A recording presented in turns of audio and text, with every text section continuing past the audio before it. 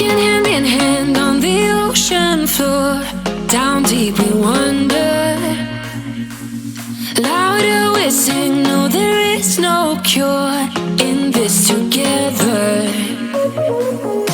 I don't wanna tell you that it's not real. Nothing is a fairy tale. Everything about you is so unreal. It won't be pretty when it ends. Now how could I leave with your sweet love on me? Yeah, yeah. Something about you always makes it harder. When you got my lipstick on your white shirt collar.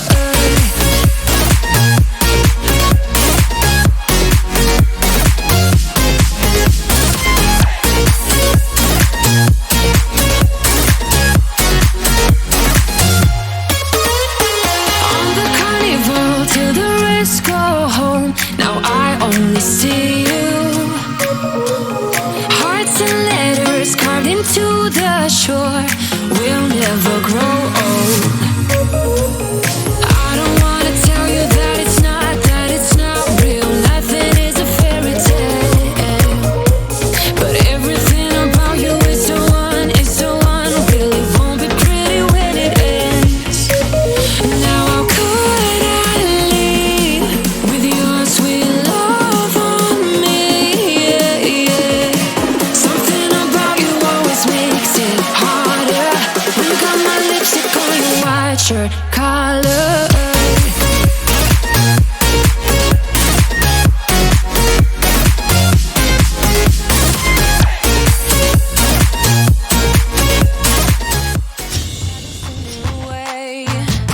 I'm gonna show you the tricks that I know. I'm getting tired of talking, and I need more of a show right now. It's time that you made your mind up. Cause lately all it ever does is change. Feels like we're only talking. Going round and around, back around. I will fight like no other every day. I won't stop like the others. I will stay. Cause now is the right time. And I'm feeling alright. I'm playing your game like I know I can win right now. You got me up tonight. Cause loving you is like I'm walking a tightrope so high. I won't be turning around. No, I won't be turning around. It's the right time. I'm feeling alright. I'm playing your game like I will win tonight. I think I'll do it on my way. I'm gonna show you what I'm going through. Get you out of your comfort zone. Cause I need more of the truth right now. It's time that you made your mind up. Cause lately all it ever does is change. Feels like we're only talking. Going round and around, back around. I will fight like no other every day. I won't stop like the others. I will stay. Cause now is the right time. And I'm feeling alright. I'm playing your game like I know I can win right now. Yeah, the only thing I would say to that end, Vulred, is Caleb's kind of like Tom Hanks. You just don't go places with him. Because you never end up at your destination. Is it because Tom Hanks is a pedophile? What?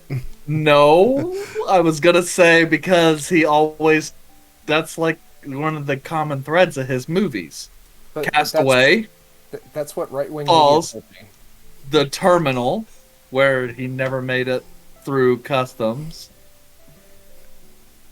I mean, Sully. You know what? Never mind. No, keep going on. How all many right. Tom Hanks movies can you name? Well, the question is, how many of them have I seen? Okay. Anyway, Can you apply it to that logic? yes. Toy Story. What Tom Hanks movie best directly applies to our current campaign? Toy Story. Ooh. Terminal. Yeah, probably Toy Story. Oh, because none of it makes sense. I'm Okay. gonna say Apollo 13 because we may all die. Oh, see, that's another one where they didn't end up getting where they were going. Saving Private Ryan. Okay, you know what? Enough of the Tom Hanks movies, guys. Hey guys, welcome back to Tuesday Dungeons and Dragons. Hello. Hi. Yes, we are presently down 2 individuals. We should pick up another one after the break, but that's okay because they're not the stars of the show at the moment. So, last week, chapter 63, you guys spent some time trying to track down the local Archduke, an individual that the locals call one of the Goldmen, Baron Mole, who is in charge of the Kyosen Royal Metallurgy Guild. Didn't exactly get to meet with him, as you guys were going through the Dwarven District where the foundries are located.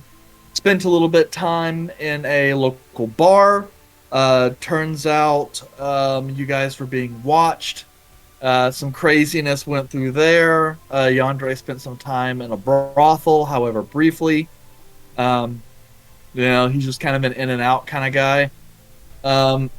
And you guys found yourself arrested and face to face with another of the Archdukes, Stan Mason, who is, for lack of a better phrase, the spy master of the Kyosti family. After having a nice little conversation with him, you guys departed. Vulred pulled some of his family station to get you guys out of a fine and set you guys up in the palace, wherein not long after arriving, you guys decided to try another one of Caleb's fucked up vision quests. And as per usual, they're not going to plan.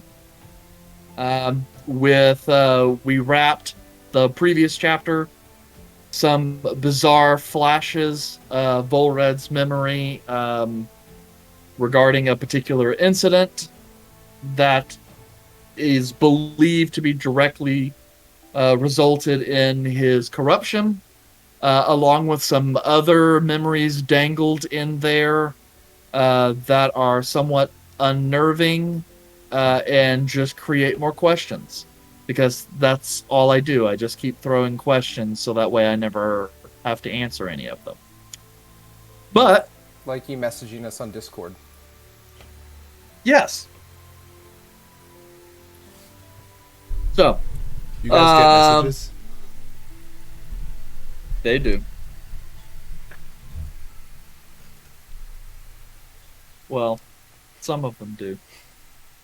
Anyway, so this week, chapter 64, we open with a crazy scene. Izal, you're kind of watching as both Vulred and Caleb are having this kind of bizarre reaction to one of Caleb's rituals that you personally, I don't believe, have actually witnessed yet. With Vulred and Caleb both convulsing on the floor as if suddenly being triggered into some kind of epileptic seizure. He has seen one of my rituals before. I saw The duel, remember? I saw the duel one. The Archon showed up. That's pretty neat. Yeah, but not one where things went weird. Yeah, I didn't want to and see the one violence with the at kid. the end. Yes, that one was a deal. Fair point. Yeah. Your rituals So are this is- boring. I would just say, from the outside, it looks real boring. Until something like this happens, it's real cool. That's fair. Yeah. Yep. So, yes, both Vulred and Caleb are convulsing on the ground. Caleb, after a couple moments, his body seems to go limp. And Vulred continues to aspirate, look like he's starting to get some foam coming out of his mouth. Nice. I'll run up to Vulred real quick, roll him on the side, and kind of slap him on the side of the face. Wake up, Vulred. Do I respond? Are you doing damage or you just rousing him? A safe way would be to not physically hurt him, so I'm trying to rouse him. Okay. Let's see here. Caleb, would you mind rolling me a wisdom saving throw? Someday his brain will just be scrambled eggs. Will this Yeah, be against magic?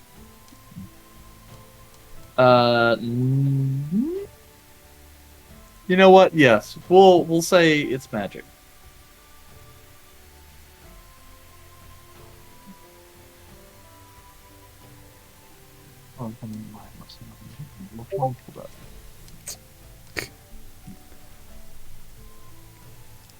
Par for the course. See, the rolls continue from last time. Got to roll a 9. Rolled a 9. Okay. Your gentle rousing of Vulred does not appear to be working, Izal. And in the dim light of this room, cast mostly by the fire in the hearth that Vulred's servants lit for you guys upon your arrival, you start to notice some of the foam in Vulred's mouth is a mixture of black and red. As if he's aspirating blood and something else. Okay. I'm gonna drag him closer to where Caleb is so I could slap the shit out of Caleb now. Okay. Caleb, go ahead and make another wisdom saving throw. And it's one failure already. That's an 8.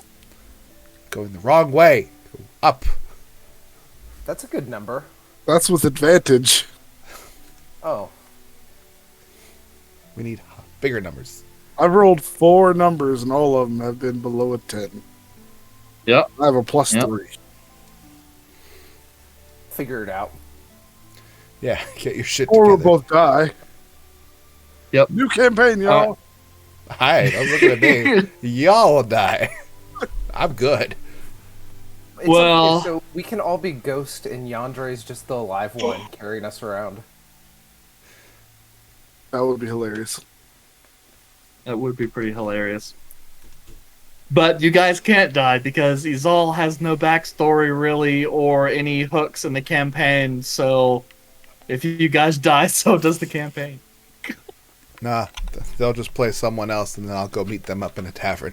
Typical standard Oh fashion. yeah, I guess that's right, because the only thing your group seems to do anymore is just whatever jobs Izal picks up from the local leaderboards. Keep us busy so we don't do these dumb rituals all the time.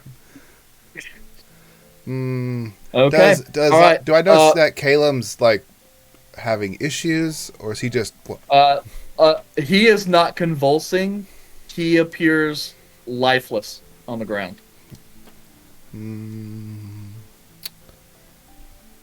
I will pull out a healing potion and shove it down Vulred's mouth. Make sure Ooh. he drinks it past all the Okay. ichor he's coughing up. Because I Okay. don't have magic, and this is how I solve my problems. Okie dokie. Alright, you're not really sure whether or not it's working. Vulred does seem to be able to, I guess, keep down some of the potion, spits most of it back up, though. And it just kind of mixes, so now some of his stuff is now more red, taking on the redness of the healing potion, and you see like some little glitter sparkle in there as well, also from the potion. Sickening. Caleb, roll me another wisdom saving throw.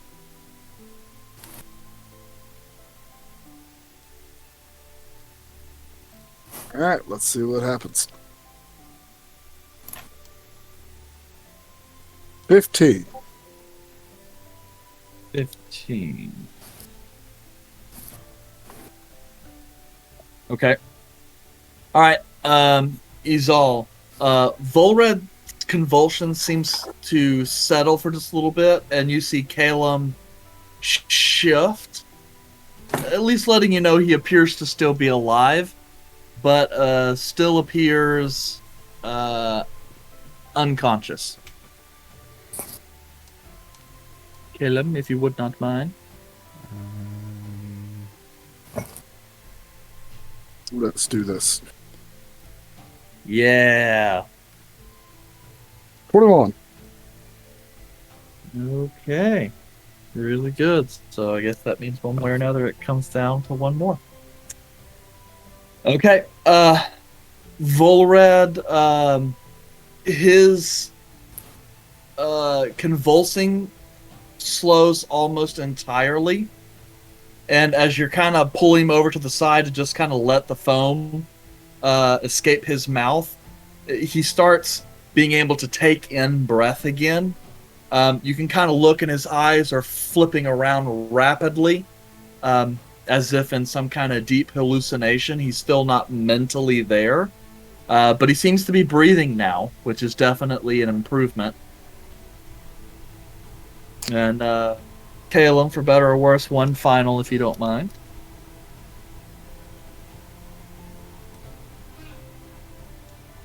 $17. Okay. Good. Another. All failure. right. So many failures. Okay. Out of all those rolls with advantage, how many of those total dice were below 10? Exactly 5. So, Going I don't down know the how- list, it's going from earliest to latest. 5, 9, 6, 8, 11, 15, 16, 21, 17, 8. you suck. I don't know how probability works. So, Vulred. So There's a brief moment as that last scene, the viscera and blood and corpse-strewn room, the moving past the blink visage of a figure in a dark robe and a white and silver mask through the mirror, just kind of playing over and over and over in your mind. You feel this pain in the center of your back that starts off deep but sharp and then quickly radiates out, almost as if like fire is coursing from your spine and heading outwards. The pain is debilitating, and you feel yourself kind of choking and helpless in the moment. Until all of a sudden, as if waking mid-nightmare, you suddenly come back to consciousness with a deep breath. The sickening kind of sweet taste of health potion in your mouth. Your clothing is somewhat damp with, bit and other healing potion that you've kind of vacated all about yourself. And you are currently being held by Izal after taking 28 points of psychic damage. Oh. Yeah. I mean, how many Calums is that now? That Over is about half a half a Calum. Okay. Just over half a Calum. Jesus. Okay, well, I want that for my notes. I took like half a Calum. Great. Cool. Calum, your movement to consciousness is not so abrupt as Vulred's. Indeed, it takes you about another 20 minutes before you slowly come to consciousness. At this point, with 2 points of exhaustion. So at first, like, before your eyes even kind of open, your consciousness kind of slowly enters back into your body, and piece by piece, you're slowly kind of reacquainting yourself with the different aspects of your body. You kind of start feeling yourself more present, but you are lethargic, devoid of energy, and your whole body hurts. After a few long moments, you finally summon forth the energy to open your eyes and look around. Kind of looking, you see Vulred in kind of a state of disheveled distress. I don't know what Vulred would have done in the 10-15 minutes immediately following his revival. But just kind of a quick look around leads you to believe this shit did not go well this time either. What the fuck happened?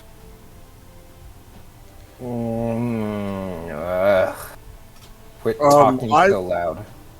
I didn't take any damage, correct? I just took exhaustion. Yes. Okay. Could you all not do this dumb shit for like 5 minutes when we get somewhere? I waited until after we ate. I look at it already like, clearly, as he is wearing it. Well, at least it was in there to come out. Otherwise, something else would have happened. What's that black stuff? Why are y'all talking so loud? This is like the worst hangover I've had in a while. And that's saying a lot right now. Caleb will go up and take a look at the black that Izal was talking about. Okay. Do I know what yeah. this is? You could roll an investigation check if you like, just kind of generally. Yeah, but you do see scattered amongst the bits of healing potion and dinner and various other stuff, there's almost kind of like, it's almost like phlegm, but inky black that seems to be not heavily mixed in, but does appear to be around. Almost kind of like a tar or a pitch. I could barely even see that there is black stuff because I rolled a natural one. You might be Yeah. colorblind. I am, Actually, wait. Investigation. I have disadvantage. Doesn't matter. I still rolled Double a natural one. Well, now I'm just curious.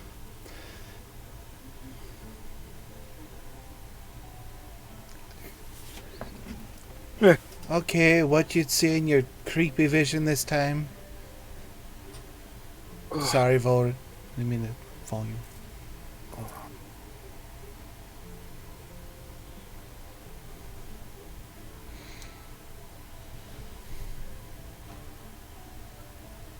Wait, were you talking to me? I was talking to Caleb. Well, it was Red's memories.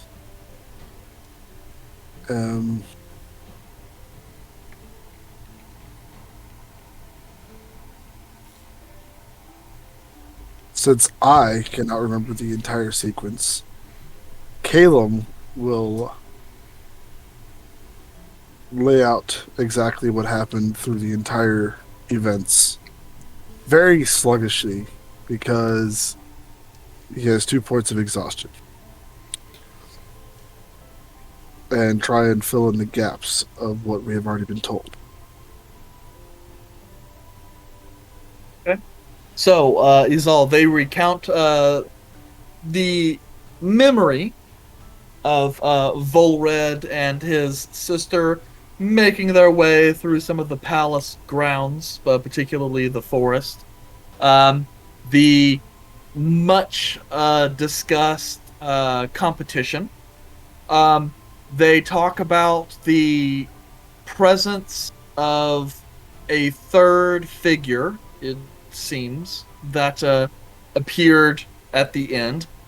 And then also they describe the related but somewhat separate visage of the aftermath of some sort of bloody carnage of what seems to be a peasant family in their home, and someone wearing a silver mask similar to Vulred's, or exactly, you're not entirely sure, and black robes briefly. And thus the craziness began. Well, Vulred, when I'm sure you've mentioned it before, but if you could refresh me, when you failed your competition, and from the point where you next remembered, was there like a gap in time where you just don't know what happened to you, and then you're like on a boat somewhere? There was a gap, but not a long gap. Couldn't have been more than 12 hours, but it's hard to recall. When I came to, it was my father explaining that I needed to leave the city and that I'd been attacked and I need to go search for my assailant and find answers. So do you believe that you've eventually found this person and they're the ones that were in the silver mask? No. At that point, I had the mask. So that memory would appear to have been in that blacked out period. It's a lot to happen in like 12 hours. So you were attacked. Well, if you were attacked, it must have shot you, but you said that your sister was losing and stopped?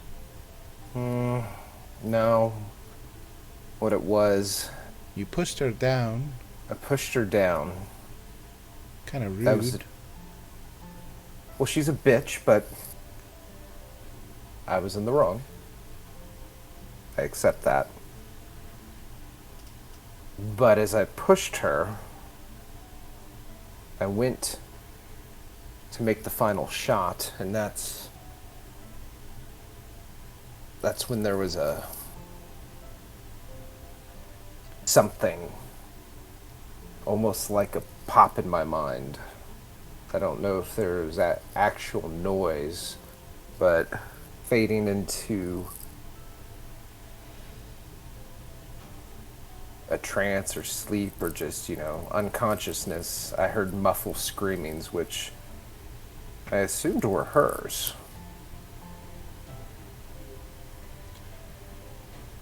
Is it possible that someone was after your sister and you moved them out of the way and they shot you?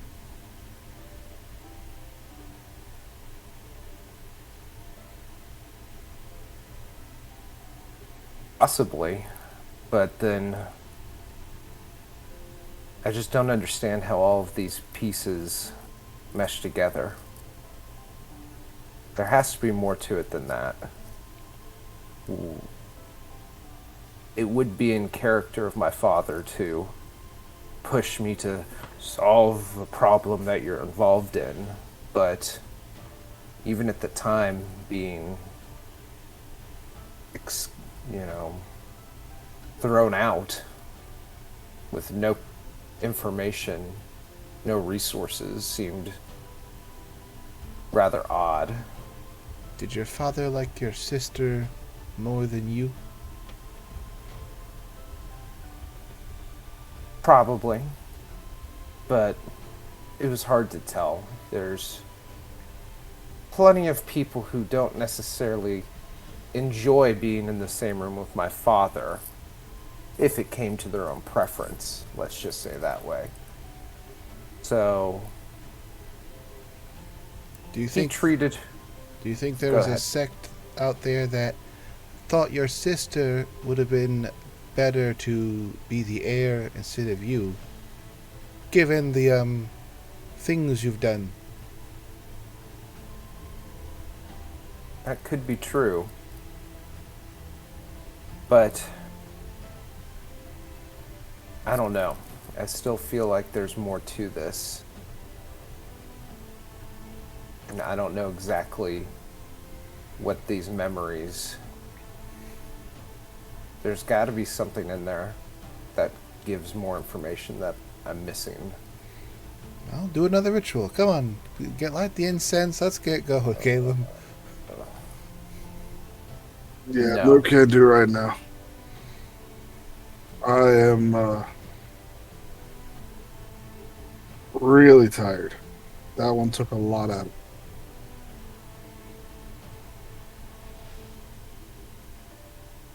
I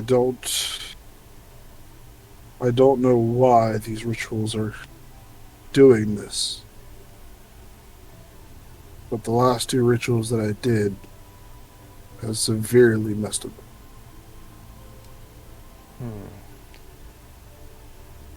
I am curious. Does my sister, was she inflicted by the same condition that I was? Was she seen after that tournament Well, or contest? it was mentioned when we talked to Stan that she was alive and well in the Free Cities. But he didn't really give any more information outside of that. Yeah. He didn't say that that she was at the compound. No. At the the old brother. palace. That's Elduin. Hmm. Elduin. Elduin is at the old palace with my father. So your sister's somewhere in the Free City, going just off of someone's word for it. She could be dead and he's lying. So that seems kind of likely. But I wouldn't. Also, I would. Seems very likely. I would venture that they need her for political gain, or at least one of you. that, and now that I think about it, the encouragement of staying to visit my father seems like that could be a trap. Am I wrong? It is likely. I mean, you're in a secluded area. There's only one that's allowed there is people who are very close to your family. So, there'll be. You already know there'll be guards, though. Yeah. Good way to hold someone prisoner or just kill them. We had a Stewart family up in Moradun that they said they never left their house. They always kept them away. It turns out the eldest one had died, and they lost all their fortune to a huge drinking habit. But they didn't want to reveal that, and eventually we all found out, and they lost all their power. They got kicked out of their whole area. So maybe they're just kind of keeping it up as a front until they're ready to make their move, saying that they're up in the old palace.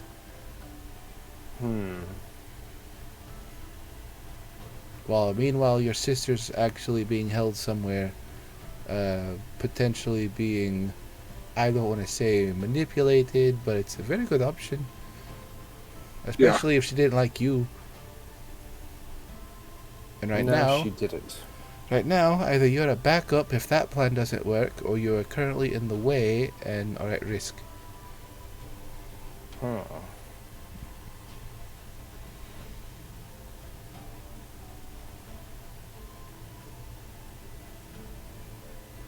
Well, I'll go get There's some. only- Let me go get some water.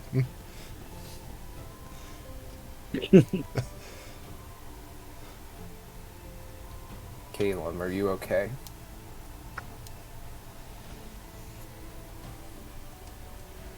Caleb gets up, but it's very slow. And he says, I'm just very... Feels like I'm walking through mud.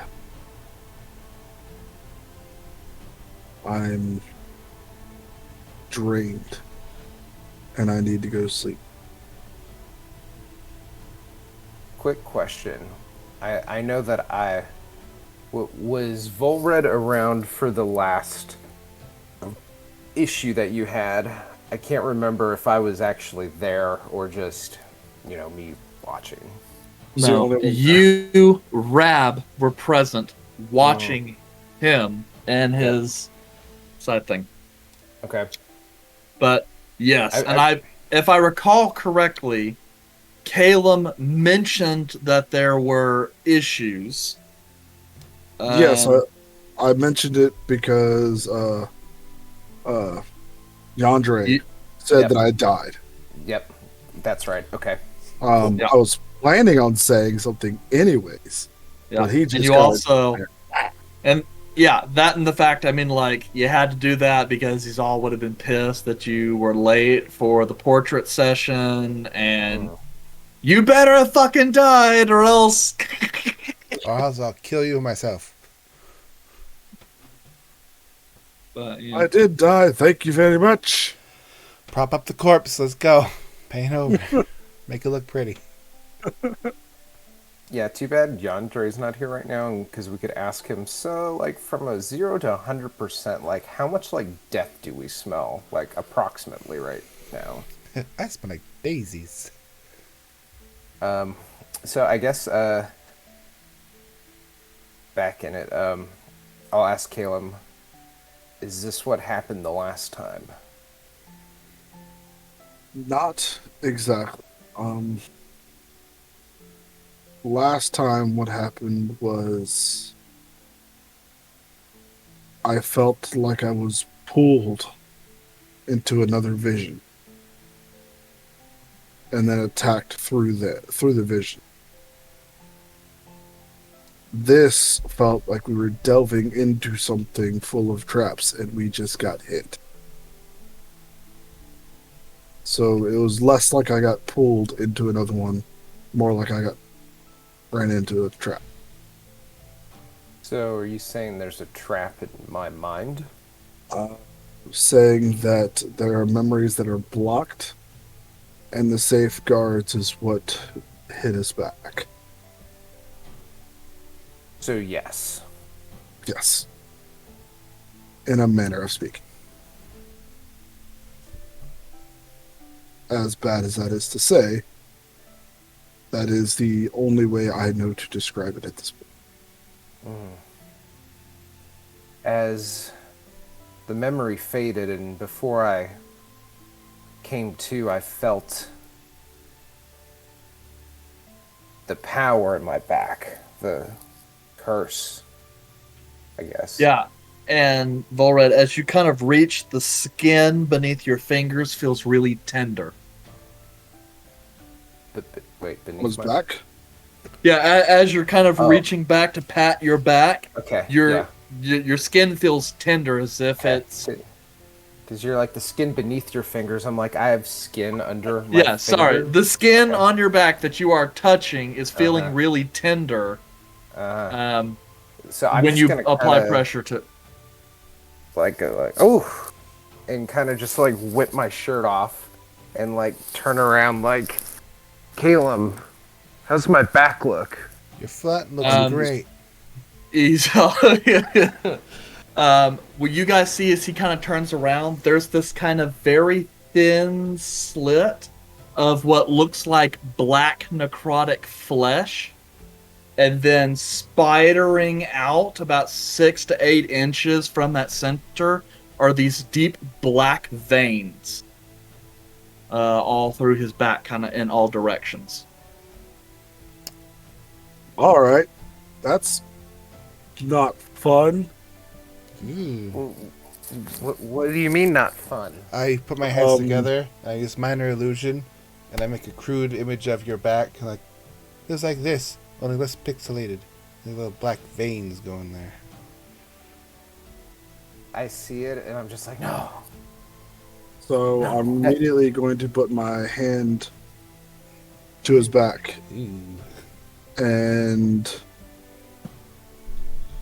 I'm going to try and sense First, I'm going to see if I can tell if this is the same thing as before, or if it is a different progression of it.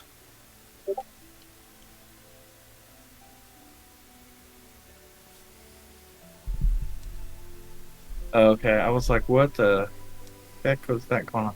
When I see something pop into Stream HQ, I'm like, but I saw that. Oh well, at least it wasn't a gift. Anyway, so I'm sorry. You were gonna check and see if you could divine the nature of this. First, I'm going to see if it is the same strand of the curse that happened before, or if it is a separate one. Okay, and I'm sorry. What is your method of attempting to divine this? I'm going to try and use Arcana, based on the studies that I've already done with the previous curse.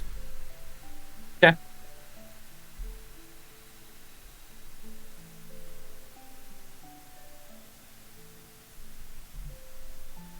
Natural 20 for a total of 30. You even rolled max on the 1d4. Shit. Well, as you know, a lot of the research and stuff that you've come beforehand, this is kind of more of a religious based thing. But using arcane analogs, which is something you're much more familiar with in terms of looking at this. As far as you can tell, the source of the magic appears very similar. Almost as if kind of like a disease that was fought back and then kind of mutated and then hit back in a different way. Or perhaps that, to put it a different way, previously whatever corruption was only like skin deep, and then whatever healing forced it to go deeper in the body and is now lashing out this way. You're not entirely sure, but it does appear to be similar, though this corruption appears to be much more aggressive than previous. And judging by the speed at which it's gone out, you don't really know how long. But if prompted, Vulred could tell you when last he saw his back, probably a few days ago or something while taking a bath, that was not present. So you guys can tell this is definitely very, very short duration. Okay, in that case, what time is it? Is it nighttime? Yeah, it's night. We just had like dinner. Yep. Okay. I'm going to try and cast Dispel Magic on it and see if that has any effect whatsoever. No, it does not. Okay. Red. I want to talk to Red. This looks to be a deeper rooted curse than what you had before. It's the same curse, but it's manifested much stronger than before. I do not have remove curse prepared today, but first thing in the morning, I'm going to try it and see what effect that has. You're telling me it's stronger? I thought it was... I thought... I know it went away physically, like, on the outside, and I knew it was still there, but... Stronger? It seems... From what I'm seeing, it looks like the curse that we were at, that you had before was more first layer of the skin deep. It was just covering the outer layer of the skin. But what I'm seeing right here, it is much deeper and much more vibrant than it was before. Going to die again? Not if I can do anything about it. But I also don't know the effects of this. And I do know that before, Removed Curse did stave it off for a while. And we have been doing this Removed Curse every couple of days since we left to try and stave it off. But recently we've been so busy, I haven't really been able to do it. And I'm probably going to blame it on the fact you just did a ritual where you saw it happen. that's very possible. But I'm not sure as to...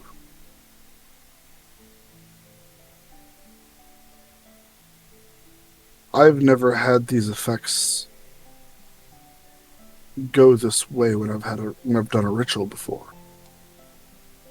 My rituals are, yes, stronger than most other people's, but it doesn't usually result in... It's never resulted in this. Something's wrong. So Caleb, you described at one point that first failed ritual you did before, where you saw the creature pulled you in there, Yeah. and then you described this one. Do you think that might be connected in something where whatever was pulling you to that other area, where it could see you and harm you, might have been something that amplified this curse to where it made it more aggressive? Could be. Maybe And also, probably shouldn't go delving into people. You might be a... I don't want to use the particular word for it, but like a walking transmitter for ways of anchoring that thing into this world. could also be that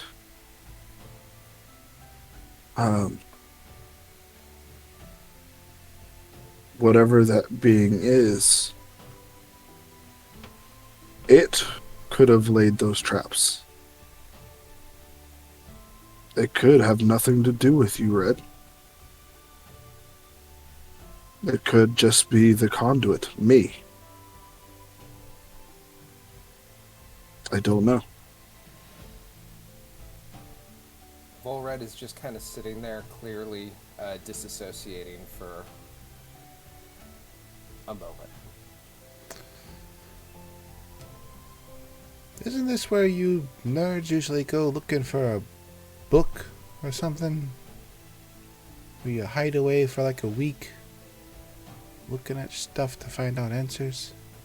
Yes, but it is way too late for that. Welcome back, Vulred. Did you say book? We can check the library. You have a Well, look, they look up like there probably has a library. Yes, and you guys did actually see it. Y'all's rooms is over across the hall from the library, actually. Adjacent to the library, you say? Nice. It is. I mean, if you want to be really technical, it's adjacent to a hallway, so you share adjacency with the hallway. Ooh, very adjacent. So quick pause, because every now and then we get a nice random diagram of, the random crappy inn we're staying at. Where's the diagram of my palace? Where's the diagram of this giant ass palace? Yeah. I know that's a lot to ask for, but not even like a general layout. Not even like, here's sort of like the entryway. Just saying. I will tell you, I was working on it today, so it exists in a state of creation. I'm gonna get So We used to use it's like just- Google Draw and just like draw a quick map. It's It was just that the hilarious. palace is kind of big, and so I underestimated how long it would take me to do all of those fucking rooms. Thank you. That makes me feel really. It makes Rab feel really good, like right here, and Vulred feels like shit right here. Yes, that's like there's 4 levels, and this room is, and the palace is pretty large. So Just look it's up. just it took me longer than I originally estimated. Look up the layout to like medieval times dinner and tournament, and then just do an above view and just like, oh, this is a good palace. Here we go. No, Oh, was gonna- I have some reference that I'm looking at, like something that I liked, but just go on Zillow and find a mansion and find ones that have like the layout as the last images and be like, yep, here you go. Here it is. Just rename the rooms. Sure, 12 bathrooms is the only Yeah. difference that we wouldn't have that many. yes, the only difference is I'm designing this like in Dungeon Fog, so that way it could also be used as a battle map if necessary. We would never fight in this lovely abode. Make them Fireball. Okay, Red's like, Yeah, oh. you know, now we're fighting. I'm just saying, some people don't like you. Me? And I'm not just talking Vulred, I'm talking about the group Family. formerly known as DBASNF. Who Oh, I would thought you not were like talking me? about Rab. And I was like, yeah. I'm a lovely individual. I don't know why people hate I me. have not, Except for those like, 2 attacked people I you pissed with- off. and the god that Vulred pissed off, and then that other god that Vulred pissed off, and then the one that maybe he pissed off and gave him this curse. Wow, you just piss a lot of people off, Vulred. What's your backstory? I piss people I'm off. proud of you. I've asked to speak to all the managers of the gods. No, I want to know. You're lower level. I want upper management. Bring in the higher gods. It's hilarious. So I'm gonna say, like, back to the game out of nowhere. I just kind of Vulred gets up and runs into a room with, you know, a door within this room, which would be his wardrobe area. Assuming, like, any good wardrobe within, like, you know, a palace, there's an area with, like, you know, mirrors on each side. Or, you know, that fancy, like, tailor area where you have boom, a pedestal. boom, boom. Uh-huh. I probably have multiple options within that room to, like, try to look at my back. But I just kind of bolt in there and just, Yeah. like, hop Vulred's into got a the nice area. section in the corner behind a shade where he's got like a 360 mirror view where he Uh-huh. can see all sides of him at once. Uh-huh. I peek in. And, Holy shit. well, just wait before you peek in, because in the fit of just seeing, like, you know, the back, you know, starting to freak out, there's a thought, well, is this elsewhere? So he just takes his pants and just, like, drops them to the floor and is, like, nervously, like, wiggling around trying to, like, see if there's any other, like, defections of the body. Caleb, I think he's going insane. You go look for Um, that book while I keep an eye on him. Yeah, Vulred, as you kind of look, your body appears somewhat flawless except for that large wound. And from what you can tell, it actually looks like that's exactly where like the arrow pierced your body. And that section of the wound, like this corruption seems to be spreading out from that spot. So unfortunately, having been forced to endure the healing of that wound, you're quite familiar with that section of your body. But other than that, and the fact that like you do look like you're getting a little bit of bag under your eyes, but other than that, you are still in flawless elven grace form. And I guess at the acknowledgement of that everything is okay, with the exception of, like, you know, the back, Vulred kind of... This is the first time of being, like, you know, back home in the wardrobe in a nice elaborate mirror. Kind of, you know, starts feeling himself a little bit. Not like physically, not like that, but just like, ooh, like look at that hot dude in the mirror, and just kind of switches from that like frantic to kind of just like, Yeah, just like I still got it. and turns around to see. I'm assuming. I'm just all looking at it like, oh shit. And I reach down like, oh, like cover up my private area. Azal, privacy, please. I'll make sure no one comes in here. I then clothe myself. You hear the distance. Kayla, where's the book? And then just kind of walk back out and just look at Azal and just nod and just. Yeah, Caleb is on the other side of the palace, where the library's at. The library is over in the section where like the guests stay. These are like the royal apartments.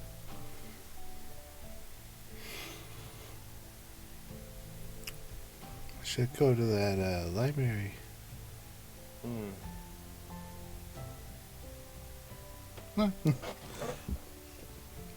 Okay. I leave. Then you see me go back past the door again because I went the wrong way. I'm just gonna sit on the floor. I'm just gonna be like, and just kind of sit on the floor. I assume I'm just like in the middle of the floor of my room, and just kind of like Taking like your lay on my vaulted back, ceilings. kinda stare at the stare at the ceiling. Someone turned on text help. Yeah, Siri popped on for some reason. Sorry. Shut up, bitch. Right. But yeah, while they run off, I'm just gonna kind of. Okay. So, okay, so just, did Caleb already leave for the library? Probably. Yes, I did. So, Izal, you leave Vulred to do his, Basking. that, and walk straight across to the other side. Thankfully, the halls here are not so labyrinthian as to make it easy for you to lose your way. You find the library, which, as a reminder, is kind of this long, like 30-foot by 60-foot room. Very tall wooden shelves. They're filled with a large number of books, though all throughout the library, some of the bookshelf space has been replaced by like tchotchkes or other items to go on display. So you get the sense this library is more for posturing than a place that is actually used and is intended to stoke academic rigor. Nonetheless, you find Caleb kind of quickly perusing some of the shelves, occasionally taking some of the ladders that are attached and kind of rolling them over, climbing up. Somewhat frantically searching through books, and though he's only been there a few minutes, doesn't appear to have found anything of what he's looking for. Is there a chair? There are a few large kind of round tables with chairs. I shall sit at a chair and watch him. Okay. Caleb, where's your ghost? And then you see him off to the side, just watching. Faces through a bookshelf. Yeah, he's just kind of leaning. He's like, unfortunately, I can't touch any of the books. Can't you, like, look at him, though? Like a title? Yes, if he opens them up, but still.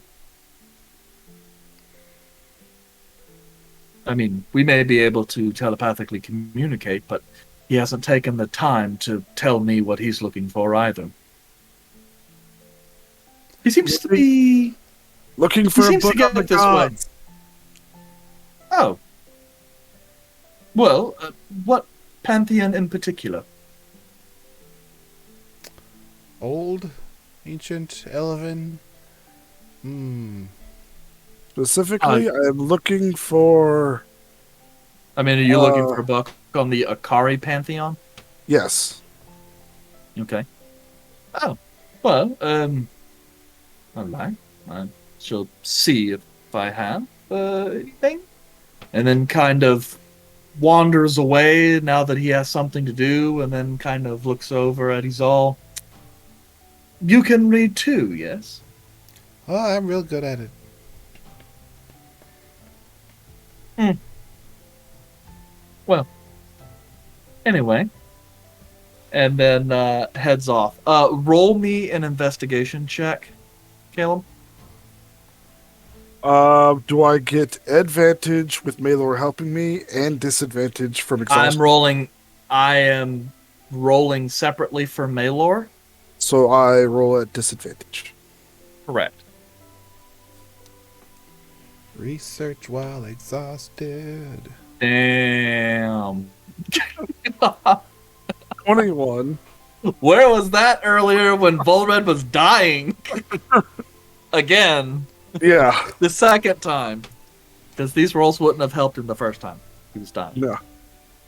So, yes, as you go through, you see kind of a meaty tome that looks kind of this pale, like flax linen color with these kind of thick red leather bands.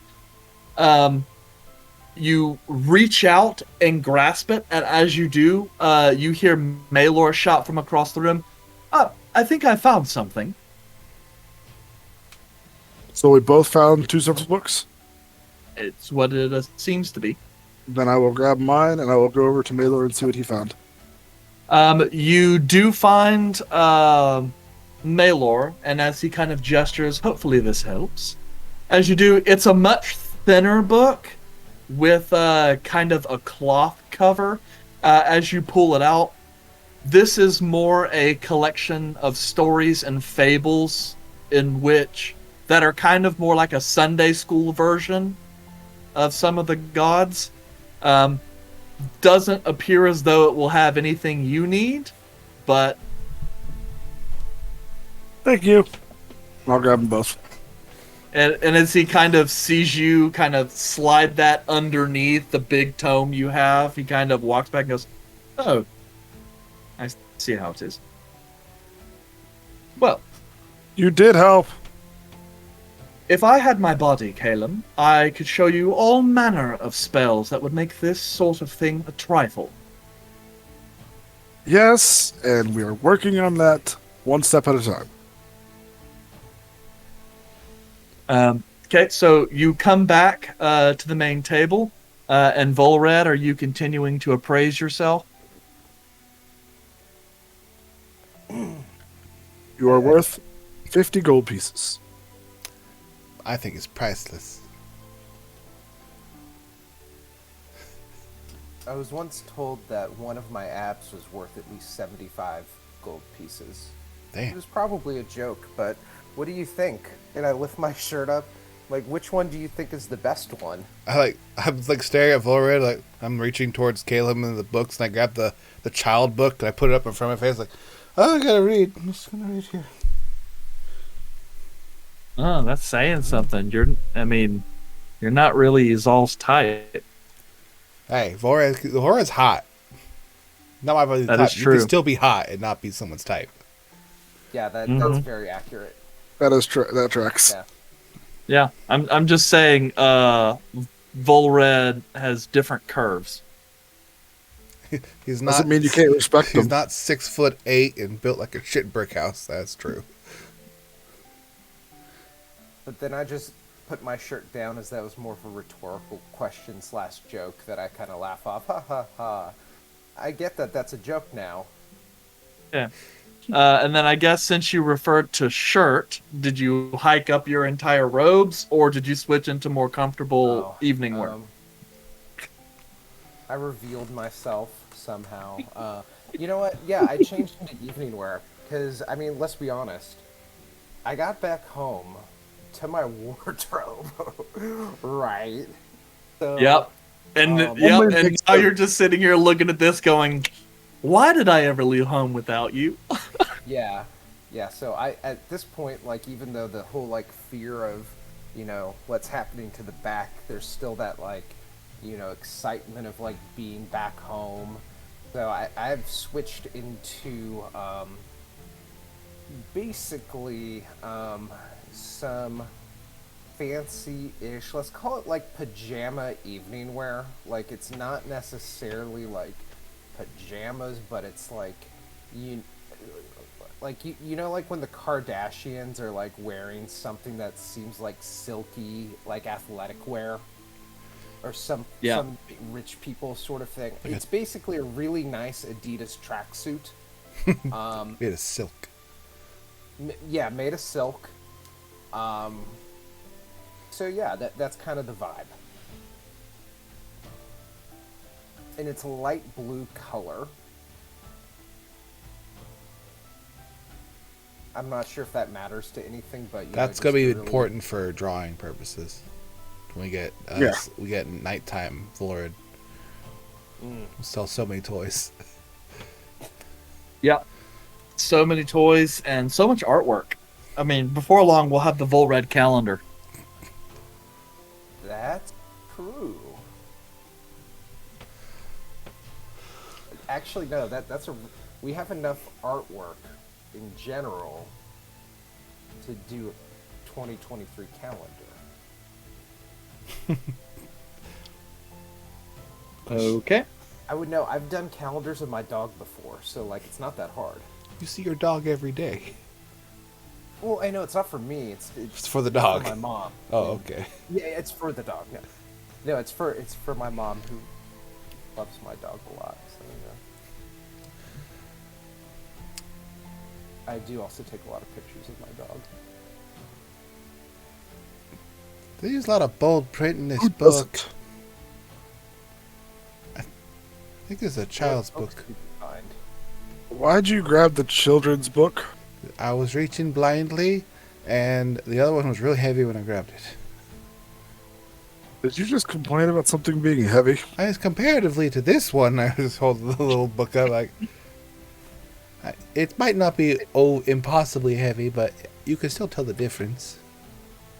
That's fair. So, Caleb, as you kind of place down the large tome, you see in somewhat gilded lettering a treatise on primalistic pantheons, a detailed survey of the myths, legends, and beliefs of the Akari by Archmagus Wylock Hastelair. As you go, Table of and contents. yes, table of contents, the first. You see, it is basically just somewhat like a smaller encyclopedia that is meant to give a relatively deeper dive into primalistic pantheons, that is, large pantheons of gods that are mostly nature dwelling, and they use the Akari as the primary example or analog as they discuss this particular type of religion. But you do see numerous entries of a wide range of the Akari gods. Most of the names are familiar to you.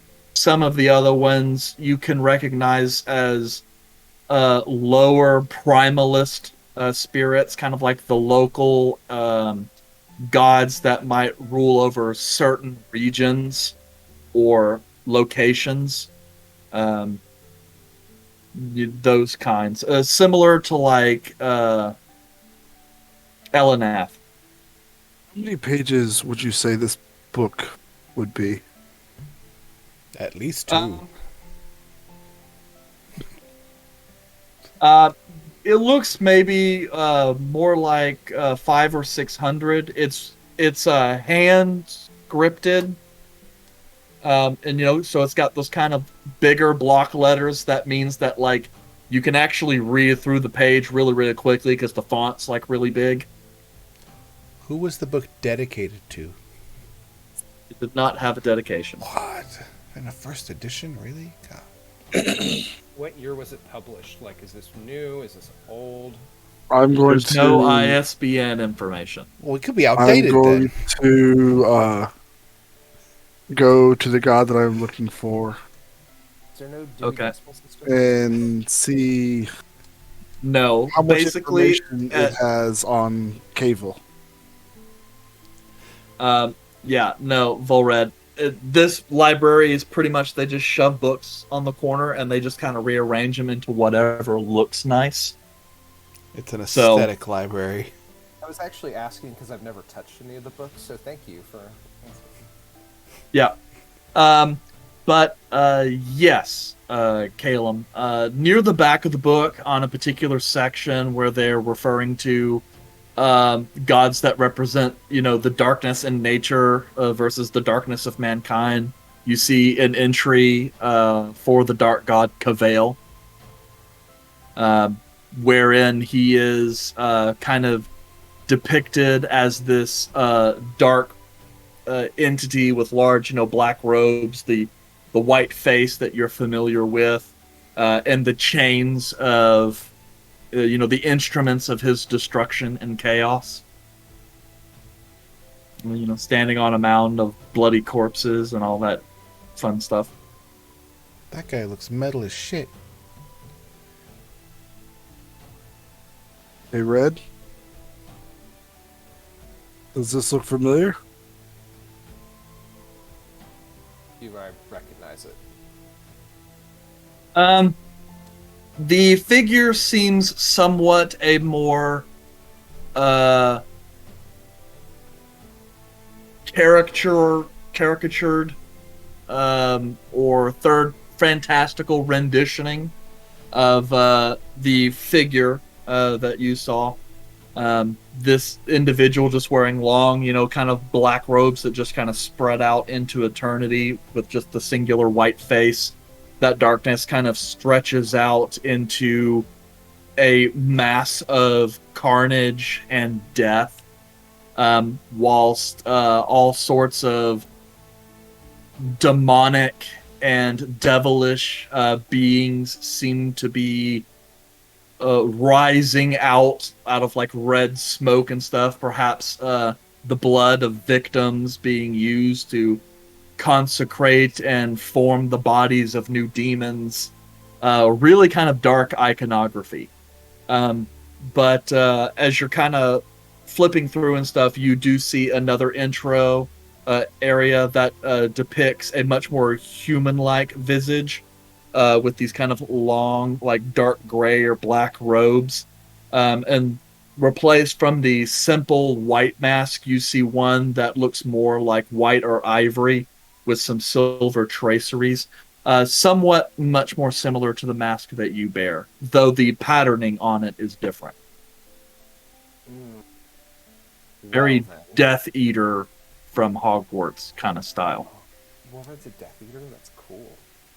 No, It'd definitely be a Slytherin. Okay. You know when like someone calls you out on something and you know they're right, but you don't want to immediately be like admit to it. I'm kind of like, no. Oh, that. What? Why would I know what this is? Hypothetically. We both saw it. So I'm just going to continue on.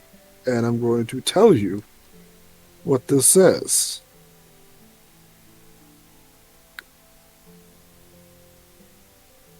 This god, Cavail, she is a goddess of slaughter, murder, hate, and anarchy. And their followers are priests called the Shades of Cavail. They wear black robes and silver masks, like yours. And they have a saying that, well, creed, more like it. Anybody that sees them dies. Cool. So, real Does quick, out of character, what is the god's name again? Or goddess's name? Cavell. The goddess. Kavael. Cavell. And it was the priest of... The shades. The shades of Cavael. Okay, the followers are priest called the Shades. Mm-hmm. Yeah. It's pretty metal. Okay. Yeah, they are a order of assassin priests. So Vulred is going to run back into the wardrobe and slam the door. After a somewhat... at first there's a stoic look of just like, you know, like, and then like that click realization, and then boom, like ran back to the wardrobe and just slammed it. He's real and then fucking fast. And then you just hear an actual loud scream. I'm not going to personally do it right now, so Yeah. you know, I have neighbors close. I don't want them to think I'm actually getting murdered here, but like, you know, what normally happens internally is now happening externally. Yep. Kayla was going to look at Izal. Hmm. That's a very apt reaction. Should I go get him? Wait until he breathes. Do you say breathe or breed? Breathe. Okay. So I can go get him either way. I'm gonna go now. By the time I get He's there. breathing. Okay. He's breathing. Go ahead. I'm gonna go. I go to the door. You slam the door. I jiggle the handle. Pretty sure you slammed the door on the wardrobe, or did you slam the door to your room? Well, He's an angsty teen, really. oh, so in my mind, the wardrobe portion of the room is like a closet. And that's what I was saying earlier. Like there. Okay. You know what? Whether I slammed Both the doors. door or I ran to an area and like pushed something over, You are behind a door of privacy. You want to know Yeah, what maybe I'm it's not the picturing in my wardrobe. head? What? Red just went into an armoire. A really big one.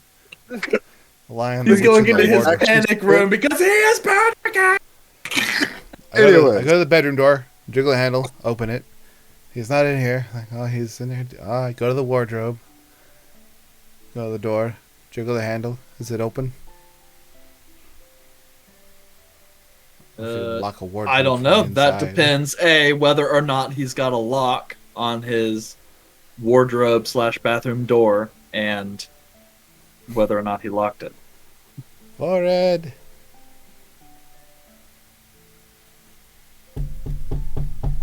Vulred. kind of muffled behind the door. Go away! I might kill you! Not likely. Open the door. Caleb just said anyone that sees me will die! Oh, you see the shrouds of it. How'd you get your mask? I don't know, but I'm evil! Oh, you're an alcoholic and a spoiled rich kid, and you've admittedly slaughtered a lot of people on accident, but not on purpose. I hear the screams again. I think that's before you were the shades of whatever. Come on. I also don't think you heard the screams originally. You guys hear kind of a tapping at the door as kind of walking in are like a half dozen maids and servants rapidly reaching the room after hearing a scream. And they're just kind of looking around and like, oh, what's going on? You're good. You're good. You're making a scene. I pop the door open and just push my head out and be like, it's okay, don't worry, I'm fine. Then slowly. Just it's this quiet, Uh, quiet closet. and Izal, Caleb, you kind of look over as some of the maids and servants just kind of exchange looks like, You've probably seen it before. yeah. And they're like, all right, Your Grace. Well, if you do require anything, just ring us. And they kind of quickly depart the room. And they say, damn it, Daryl's back. Knock on the. Open up the door. One of them is handing a piece of copper to It's the like, other, and it's like clearly there was a bet at some point of like. How long until he screams in his quiet corner? Like, oh, there he goes. Open up, Vulred. I slowly push the door open. Well, we got an answer.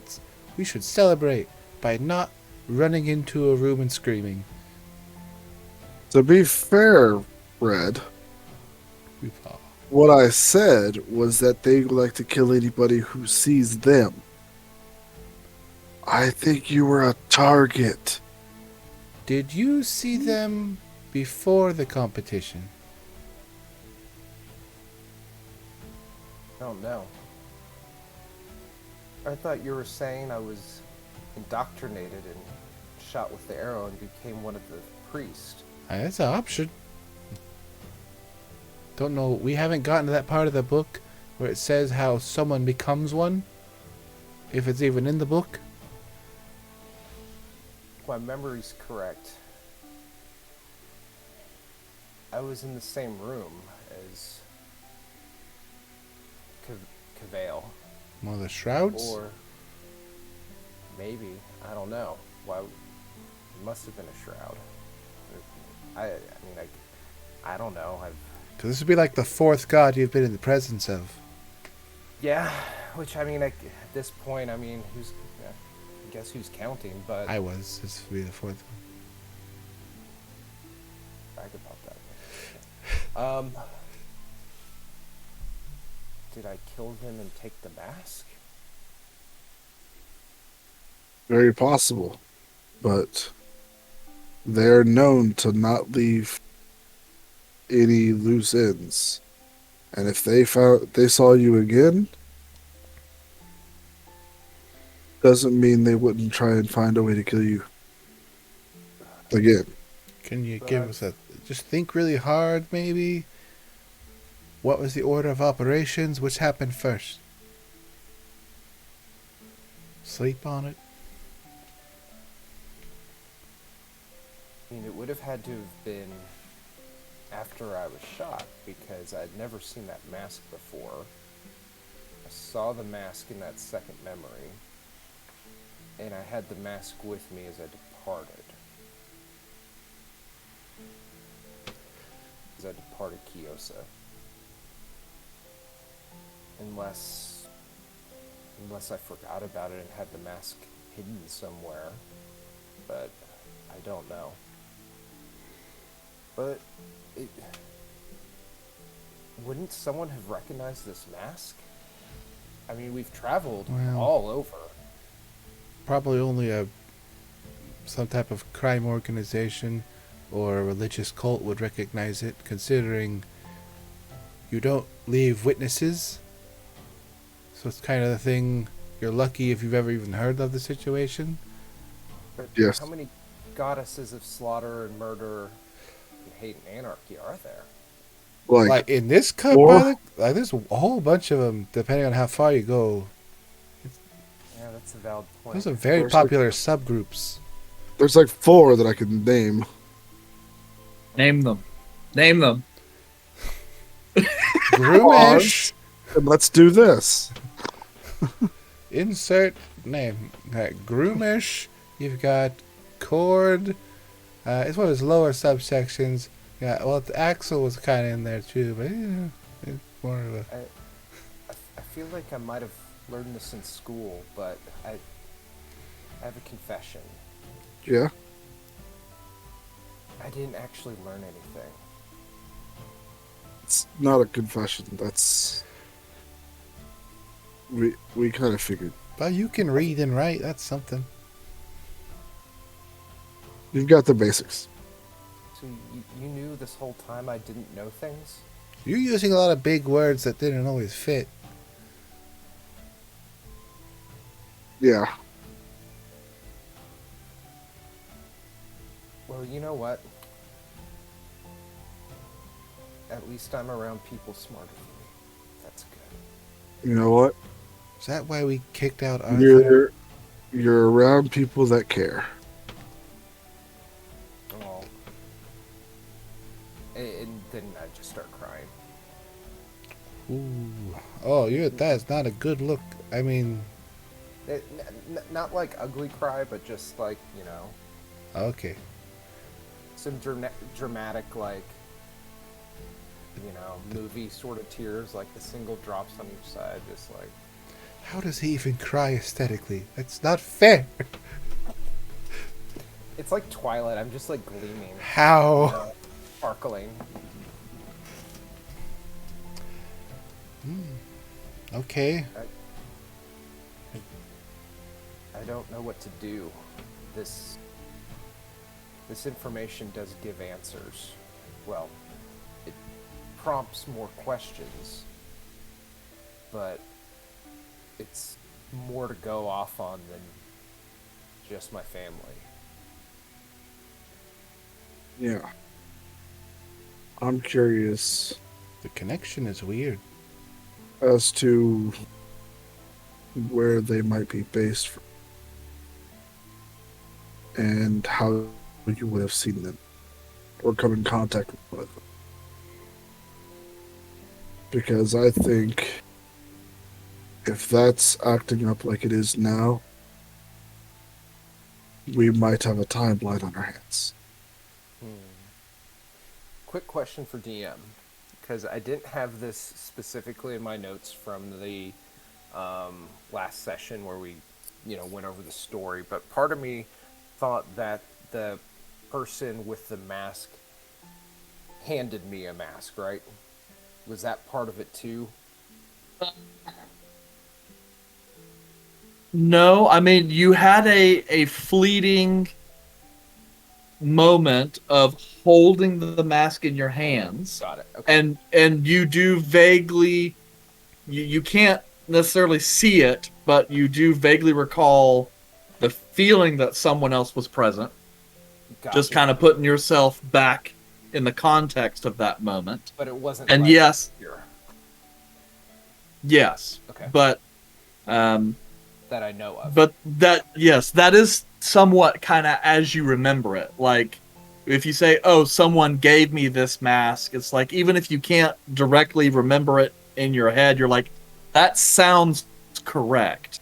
Like that this mask was a gift to me. But you just can't really remember the circumstances of how it was gifted or who gifted it to you. God, what worst gift ever? Or I don't know. I know. Maybe you should re-gift it. Just a cursed item. You never know. That mask could be what got you out of danger at some point. You may have needed it at some point. And I do know when we first met, the mask was your safe haven. So you did need it. So I wouldn't really consider it a bad gift.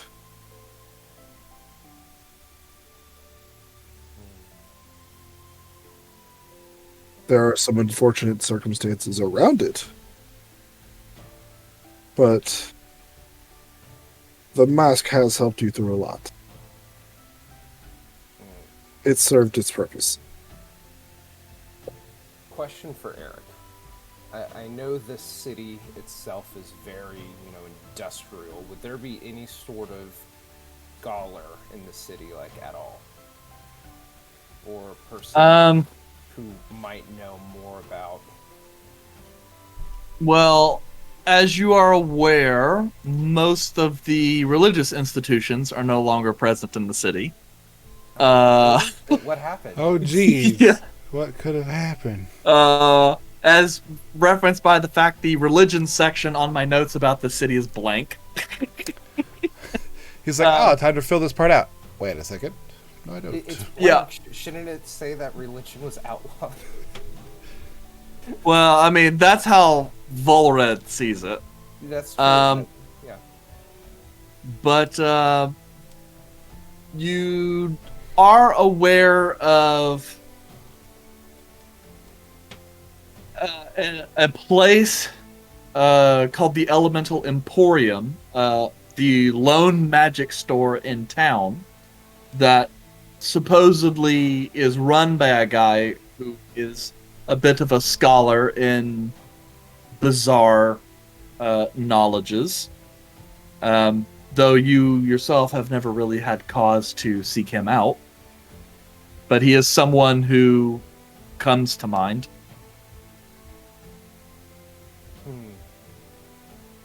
And so I will relay that information to the group and just kind of bring up, well, there's a scholar in the area, or well, that's the closest thing to a scholar at the local, whatever the shop. Perhaps Elemental something? Emporium? Elemental Emporium. or at the Elemental Emporium, perhaps there might be answers there. DM, is there any other information in the book that I have about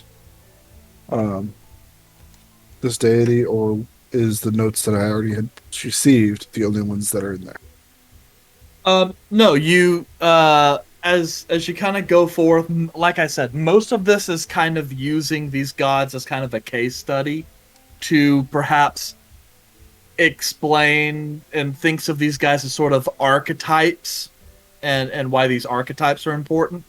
However, in kind of reading through the Shades of Cavail, you do note a little entry that does kind of go in, speaks briefly about how those who come into her service, and that most people willingly enter the servants, her service, as a means to save their own lives, and collect a sort of blood debt that has to be repaid. So kind of like a, you let me go, and I will find others to take my place kind of thing. And it's basically billed as an example of the darkest aspects of man's heart and an overwhelming selfishness to destroy others, including the whole world, before sacrificing yourself. So, coming to mind, a recruitment tactic would be to poison somebody and then offer them the antidote if they join your service. Sure. Yeah. As a manner. But, so I will relay that, what I've read, not my theory.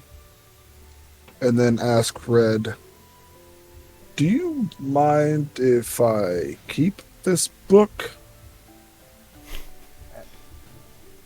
Absolutely. Yep, absolutely. You can keep this book. Is there any other books that you want? Bad question to ask as Caleb Focus. runs Focus. very slowly. No. Oh, he's gone. Yeah, Caleb is just sitting here thinking about all of those bookshelves back at the Sweet Nut Manor that are empty.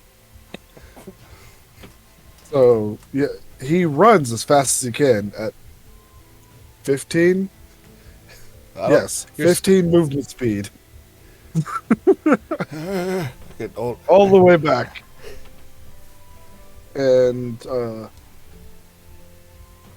Then he's gonna search for some books, and then he's gonna go to bed.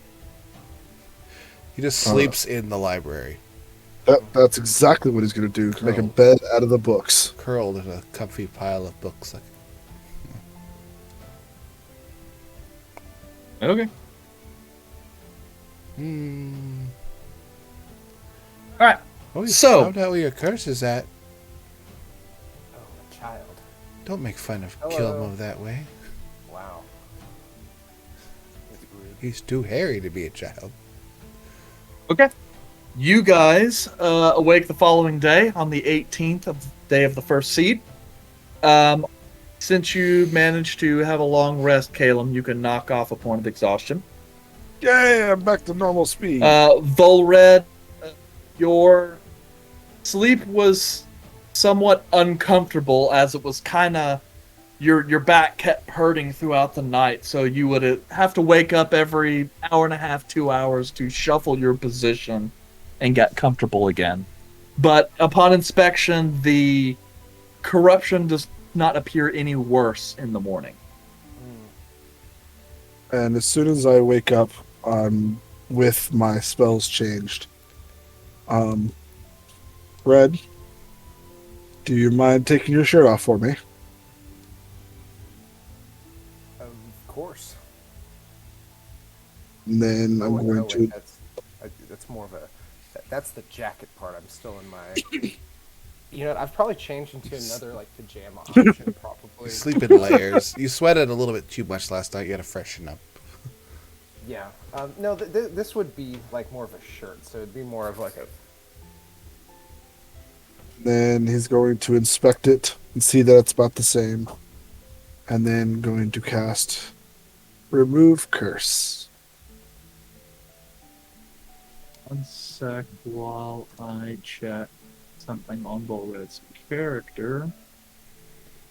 Shoot. You said you're doing Remove Curse? Okay.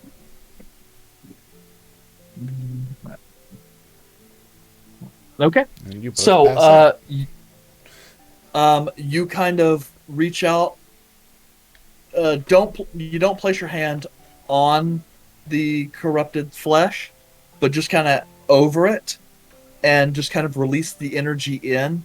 Vulred, there's this kind of slight burning sensation, but it's like one of those where you're kind of like putting a heat pad on sore muscles, so it kind of aches, but at the same time feels really good. And is that video just hitching for me? It's only Azal's. I can see you clearly on the bottom. Okay, because every once in a while it hitches for me, so that might just be my internet. But anyway, yes, and Caleb, you kind of watch as like some of that black veining beneath the skin. You start to see what else kind of looks like black sweat kind of eke out of the pores a little bit and start kind of running down his skin a little bit, but it kind of fizzles and like evaporates into nothingness pretty quickly. Some of the veins thin out, and it does look noticeably better, but it's still present. I'm going to cast it again. Okay. You cast it again. Similar, the veins kind of thin up, and it looks like in some sections it's starting to recede a little bit. At this point, you can start to see a little bit more definition around the wound that lies in the middle of his upper portion of the back. It's kind of like just to the right of his spine. And it almost kind of looks like wound where like the skin didn't really quite mesh together and heal properly and just kind of scabbed over the top and down and through.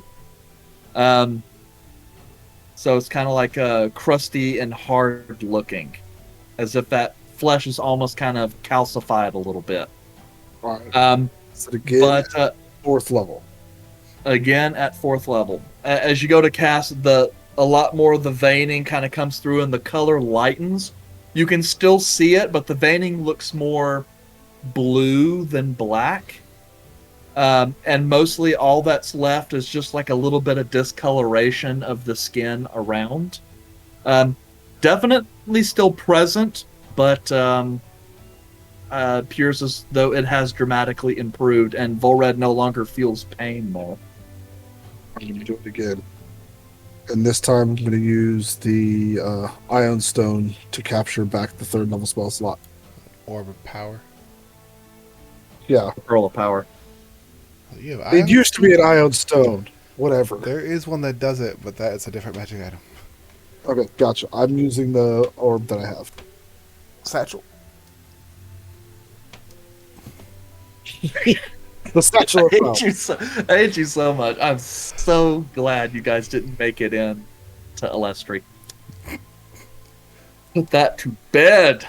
Don't worry about it, Vulred. It's not even a thing. Cool. It never happened. So- Apparently it didn't.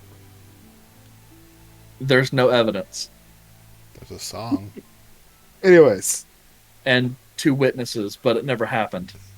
Anyway, so at this point you watch the darkness mostly fade. The wound is still there, but the dark veining stretching out beyond it is no longer present.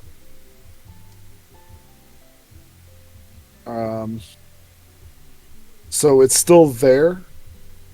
The wound is. The veining is no longer. Okay. Then I will leave that alone and leave myself another spell slot. Okay.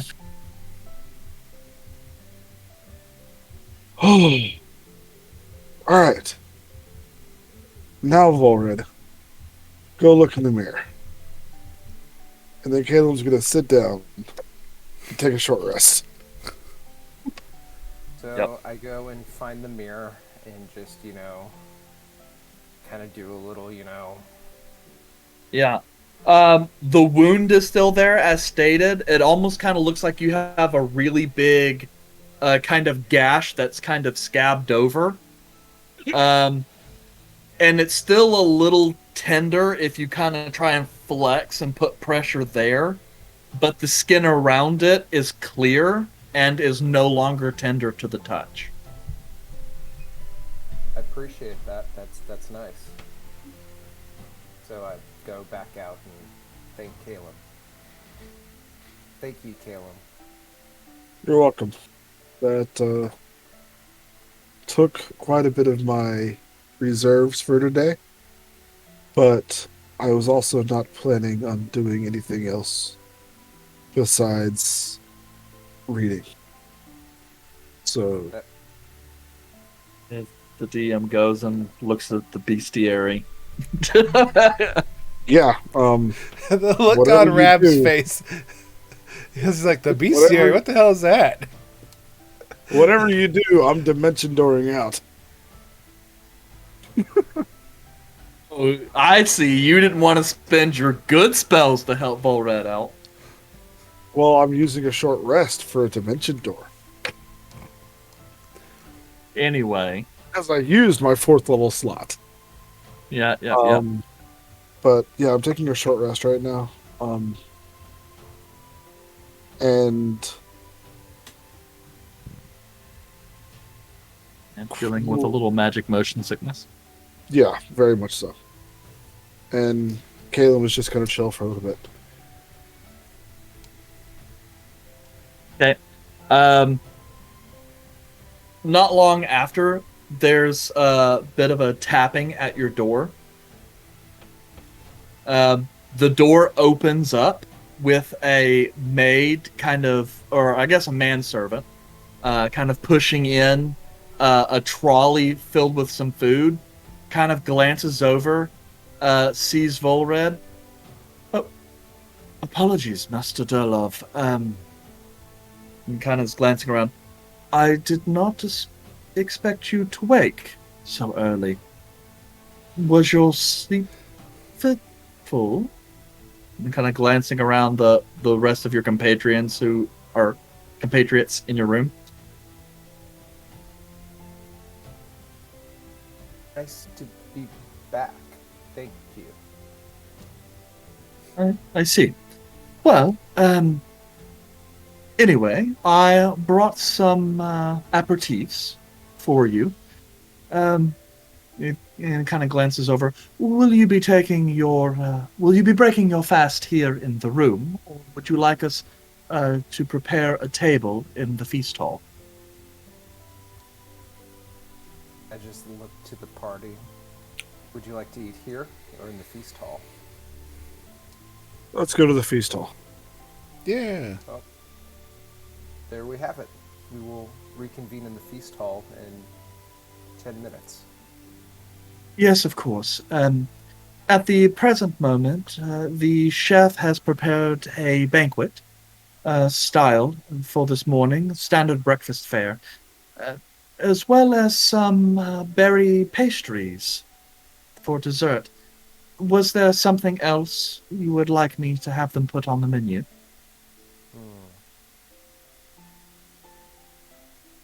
You know, right now I'm just happy to be back, but would any of the rest of the group like anything special for breakfast and or any meal throughout the rest of today? I assume Yandere is going to order something from the Dungeons and Dragons cookbook. No, thank you, sir. Biscuits We're and going gravy. Kelmac is probably somewhere else, but it's like, we just get some kitty litter for him, or some dumb joke. I don't know. Or he's just happy for anything that isn't hardtack. Heart attack? Hard Hardtack. military food. Right now, the reason why he's not here is because he destroyed the room, and now he's cleaning it. Probably. Can't afford it.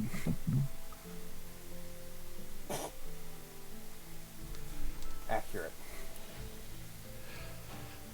Ooh, feast hall.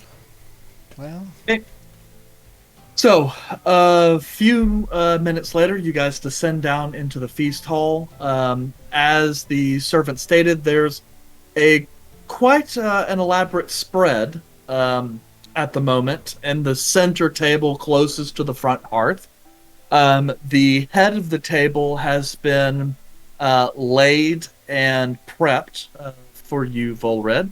And the fine china has also been set out with the full complement of forks, spoons, and knives, and chilled carafes of kind of like a meat mosa. Wait, what? It's like mimosas, but made with mead. Oh, So like mead and... I heard meat mosa, and I was like, I'm Yo. terrified yet curious. yeah, okay, but a meat No. mosa. You had me at meat tornado. Yes, All right. something like light, but still alcoholic. But yes, everything is nice, and as the servants kind of come through and are placing food on each of your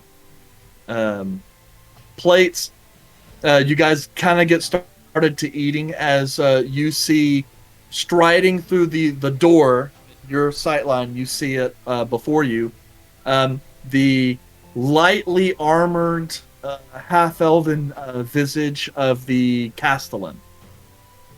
Vulred, kind of striding in to the head of the table, and you see him, like, as he glances over your groups, you see a bit of a look of surprise on his face, as he wasn't expecting to see you here.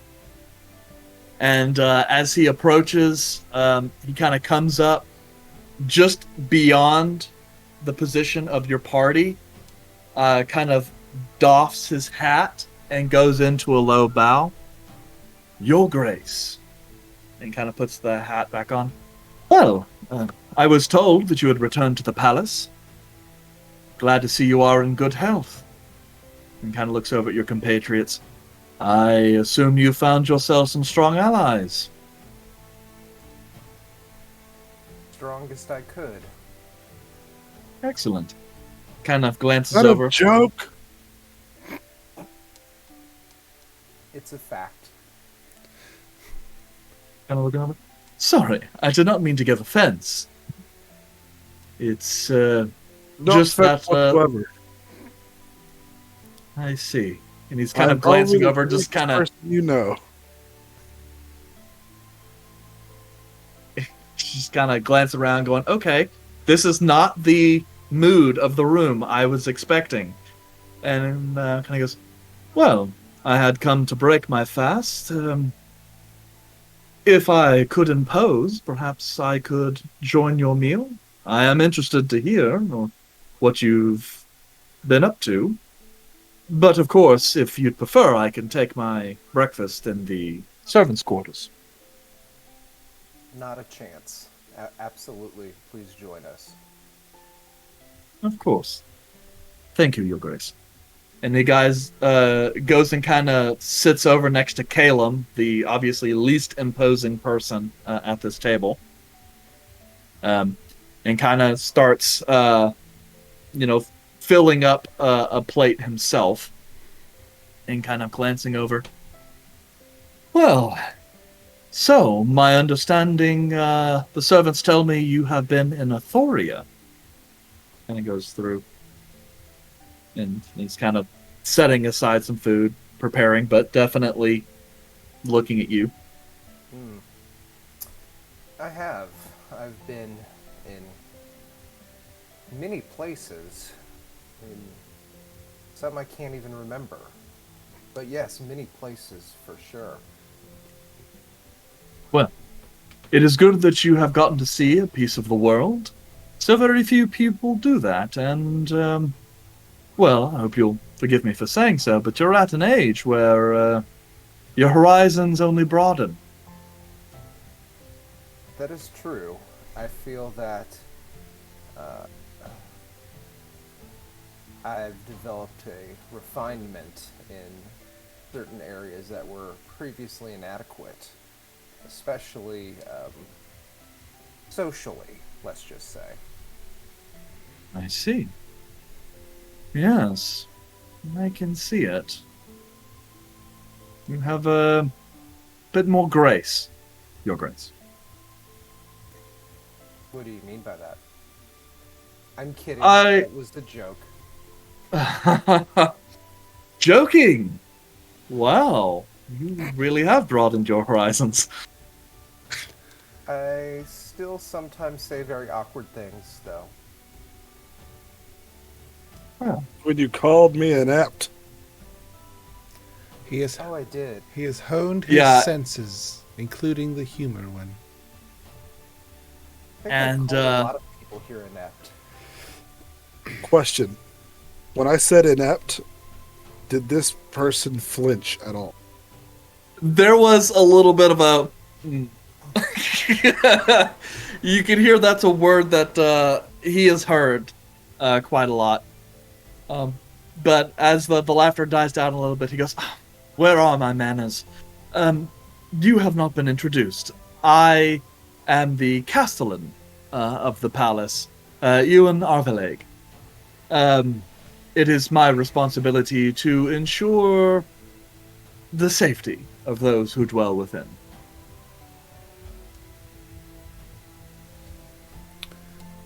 My name is Caleb. Nice to meet you. And he kind of reaches out and gives you a good, strong handshake. And then, so to whatever degree the other members of the party will do so. I Um, am Izalzella. He kind of looks over. "Ah, Azella. I had you pegged as a member of the Silver Mountains. But, no. Far north. Like to travel. I see. I have heard that on occasion of your clan. I myself am from Ember, particularly Umberstone Keep, so several members of your ancestor group have spent time in my neck of the woods." It's a nice way of putting it. Well, yes. Still, let's kind of glance it over. So, quite a varied group. It is a diverse background for sure. Not one that would immediately give off a depiction of grandeur, but this group here is finely skilled, and we've been on many adventures.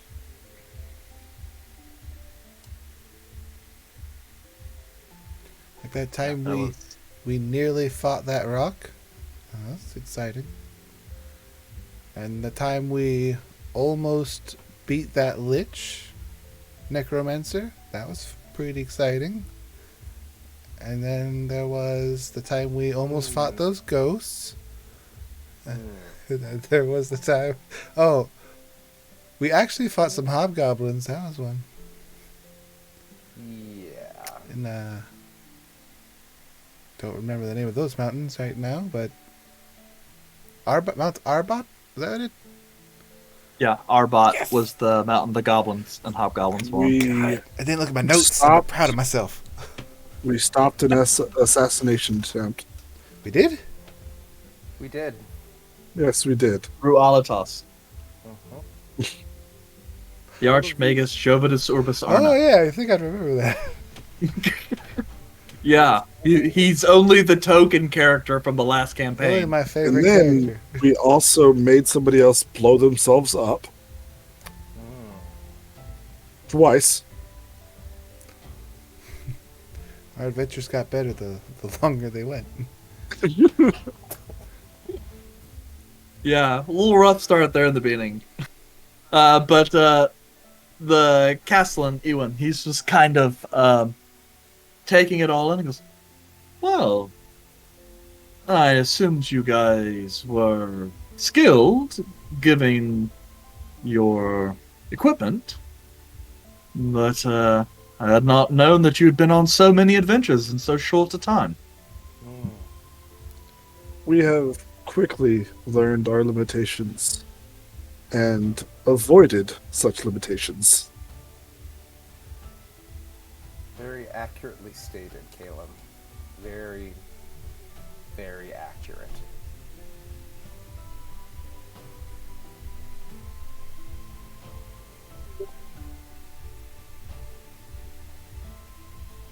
Well,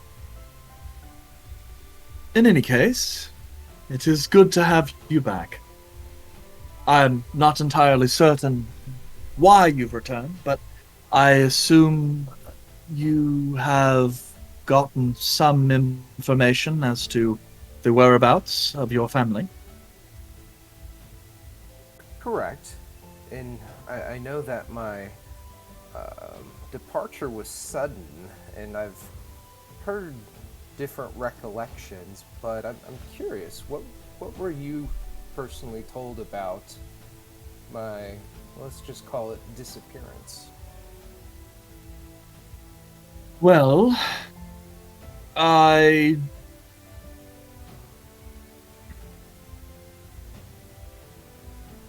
first I feel I must apologize, Your Grace.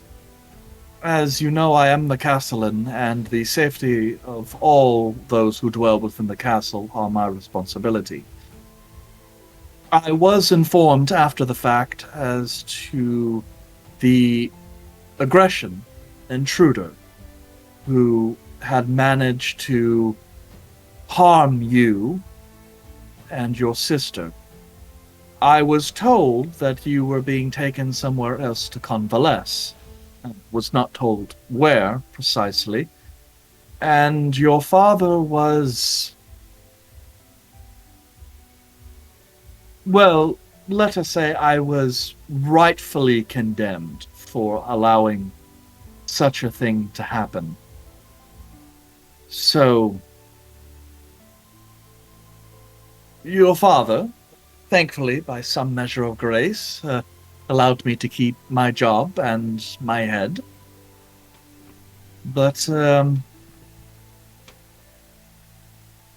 yes, that is irrelevant. Only to say that I failed you, Your Grace, and I am quite sorry for that. Well, I appreciate the apology. Um, and up until this point, there was never a concern of safety. I don't hold any ill will against you. I appreciate that, Your Grace. And But you should know that I have redoubled our efforts. The guard in the city has been strengthened. An aspect taken on by Duke Herodek in strengthening the city in order to ensure that there are no further measures of outsiders making their way into the palace. mm, So, hopefully, those issues are resolved. I also know that your father has put some great effort in attempting to locate where your assailant fled to following the attack, as I was woefully incompetent in doing that as well. well, I am alive and well, so I have no worries about that particular piece of the past. Though I do want to make sure that I'm aware of what what cover story was given of my departure. You see, I don't want to necessarily, should I be interacting with the people, speak out of turn. I have not had a chance to speak with my father. Well, to be frank, Your Grace, Please. your father told the public that you had gone to foster with another one of the Free City's noble families to broker good terms and to strengthen your skills of leadership.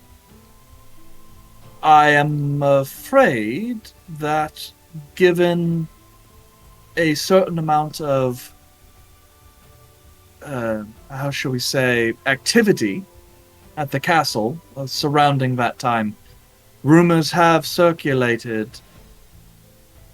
suggesting that was less than truthful. And so a number of the citizens, while they may not know truly what happened, most of them suspect that to be lies. It's understandable. Okay. I appreciate the honesty there. Again, I need to, until I speak with my father, need to make sure that I am in line with whatever was told to the public should I be put in a, well, position to answer. Yes, of course, I understand. If I can help in any other way, let me know. Tell me, will your father be returning from the villa, or should I arrange transport for you and your compatriots to go to him? We will go visit him, but before we arrange transport, I need to verify with my group how soon we want to depart. Depending on our discussion, we may stay a few days. We may go back to the city, or go into the city and, catch up on current events. But we will definitely make voyage up to the old palace. Of course, of course. Well, if you need any assistance getting a carriage or perhaps some guards to accompany you, I am, of course, at your disposal. Not much is going on around the palace these days, so I find my responsibilities a tad light. Understandable. Let me ask you a question. I heard that Salusa was in the Free Cities. Do you know anything about her whereabouts specifically? I had been told that just as you were off to foster, she was being brought around to a number of the trade princes and their domains. Your father said it was to broker potential future marriage. Marriage. Good luck. I, good. Good for her. Yes. Quite pleasant. Well, at any rate, that is just what has been said. Though I do know that between the two of you, you are the first to return. I do know that the castle has, on occasion, received letters from her in various places. I've not been privy to reading any of them myself. That has been the unique pleasure of your father and Master Ravenhand. Well, I'm sure finding a suitable partner for Salusa could take an eternity. Well, let us Awkward hope she silence. fares well in her endeavors.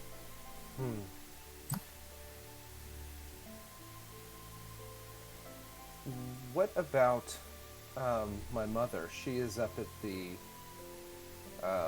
old palace as well, correct? Yes, she refuses to leave the side of your brother following his troubles. I heard there was a public incident. What happened? Well, as you know, your brother, his lordship, is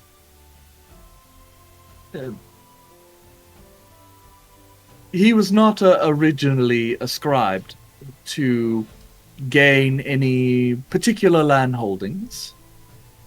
And so, following your convalescence and your sister's subsequent courtings, a great deal of your father's attention fell to him in your respective absences. As you know, your brother, well, I hope you don't say that I speak out of turn, but your brother is a bit more sensitive than you and your sister, and has found the weight of rulership not to his liking. And I must also say that His Majesty the Trade Prince is, well, as I should say, in an attempt to make up for lost time, been particularly heavy-handed with his tactics, to the detriment of your brother's health. That is quite imaginable, given my experience. If only he had the opportunity to take that heavy hand and lay it out over time, Eldwin may have turned out, well, hopefully not as crazy as Salusa and myself, but at least able to handle pressure. I can honestly say that from my personal vantage point, your brother will...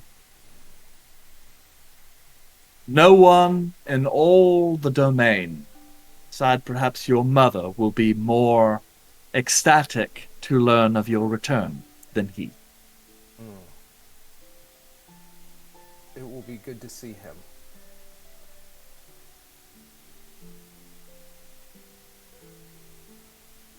Yes. I'm glad you feel that way, Your Grace.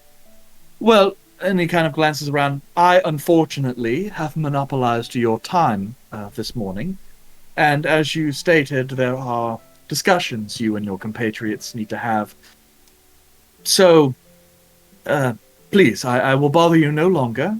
And if you require anything of me, send for me, and I will do whatever I can to ensure that your stay here is comfortable. And he kind of looks over to the rest of the party. That goes for you all as well. As guests of His Grace's, I am, of course, available for any needs that you have as well. Thank you. And he kind of stands, gathers up the plate and such, heads off to rooms to take it back to the kitchens, and then leaves you guys alone. We'll actually go ahead and take our break there, and you guys can get to the plotting when we return How to in 15 murder minutes. everyone. Murder.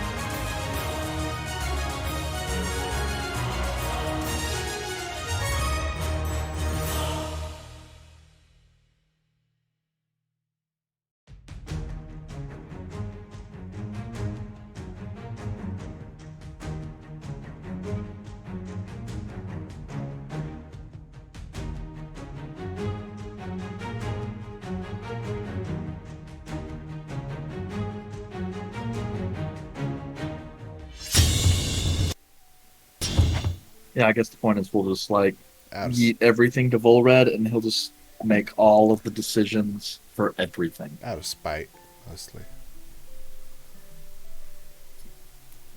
Did everyone So, take welcome back, guys. I took my mid-break poop like everyone else does, right?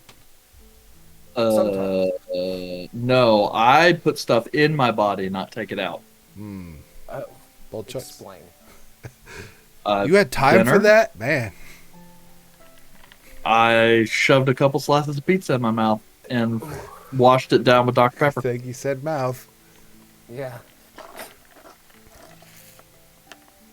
Anyway, I got a new cup and it's green. So it doesn't show up in my green screen. Oh, nice. well, it just kind of shows up, but Oh, that's the- also The radioactive thing. It's a biohazard symbol. It's black, so that's the only part that shows up. Yep. I'll put it up here. I know. I'm a little upset because Vulred stopped doing his shirt thing. That's because we. You know. Yeah. But, I guess if I ever get that camera thing set up, I could start doing it again. Here you could. Okay. We should get on that. Anyway, we've given Caleb enough time, and that's what we get for letting him go to the library. Let's all go to the so- What I'm library. gonna do is I'm gonna get a green screen and I'm gonna get one of those green suits with like the little head thing that's green as well. So all you're going to see is just like my head, just like. And then we're going to cover that with a Vulred mask. But leave the green suit. And at this point, we've only been into this for like a year and a half. I could have figured out a way to make a mask. That seems like a pretty easy thing to do in comparison to a lot of other stuff. I'm gonna Yeah. by the time I actually have a mask made, I'm gonna like die for real. Yeah. Well, it'll be the. Anyway, so your group is wrapping up the breaking of their fast, and the topic begins to turn to plans for the day. You guys could continue that in the hall, or you could retire to one of the upper rooms, or somewhere else. I recommend You know, someone more private than the giant feeding hall. Yeah, I'm thinking more of like an outdoor situation. So like, you know, somewhere like not too far off, but you know, like there has to be a pleasant sitting area near a small pond or body of water or fountain.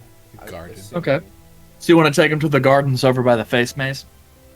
Yes. Oh, if you mention the face maze, you know what I want to see. I want to see the face maze. Yeah, you can really only see the face part of it when you're up on the rampart in the upper levels of the castle, kind of looking First down stop. at the garden. First stop, ramparts looking down on the garden. Second stop, entrance to the face maze. You know what? We'll do that. So we'll go on a like little tour of, you know, the upper part of the castle so we can see the face. Okay. It's reasonably nice. Basically, what they've just done is kind of do a hedge maze kind of around it, and they've planted flowers. I mean, you from a distance, if you squint a little bit, you're like, okay, yeah, this looks like Vulred, but it could also not look like Vulred. It looks like You know? a face. Yep. Just It's it's kind of the situation where like if you had just saw this first and you crossed Vulred in the street, it probably wouldn't favor him enough to go, you're the guy who the face maze is done after. But looking at the two next to each other, you're like, okay. no, it would really do Yeah. it now if they put an ivy over the top that grew like a solid like roof and put white flowers on there. Like you could put black flowers for like the lines and it'd look like the mask. So not only could they not escape because there's no exit, but also now they're trapped from above. Not trying to kill more innocent people right now, but I appreciate any ideas that involve a vanity project for me.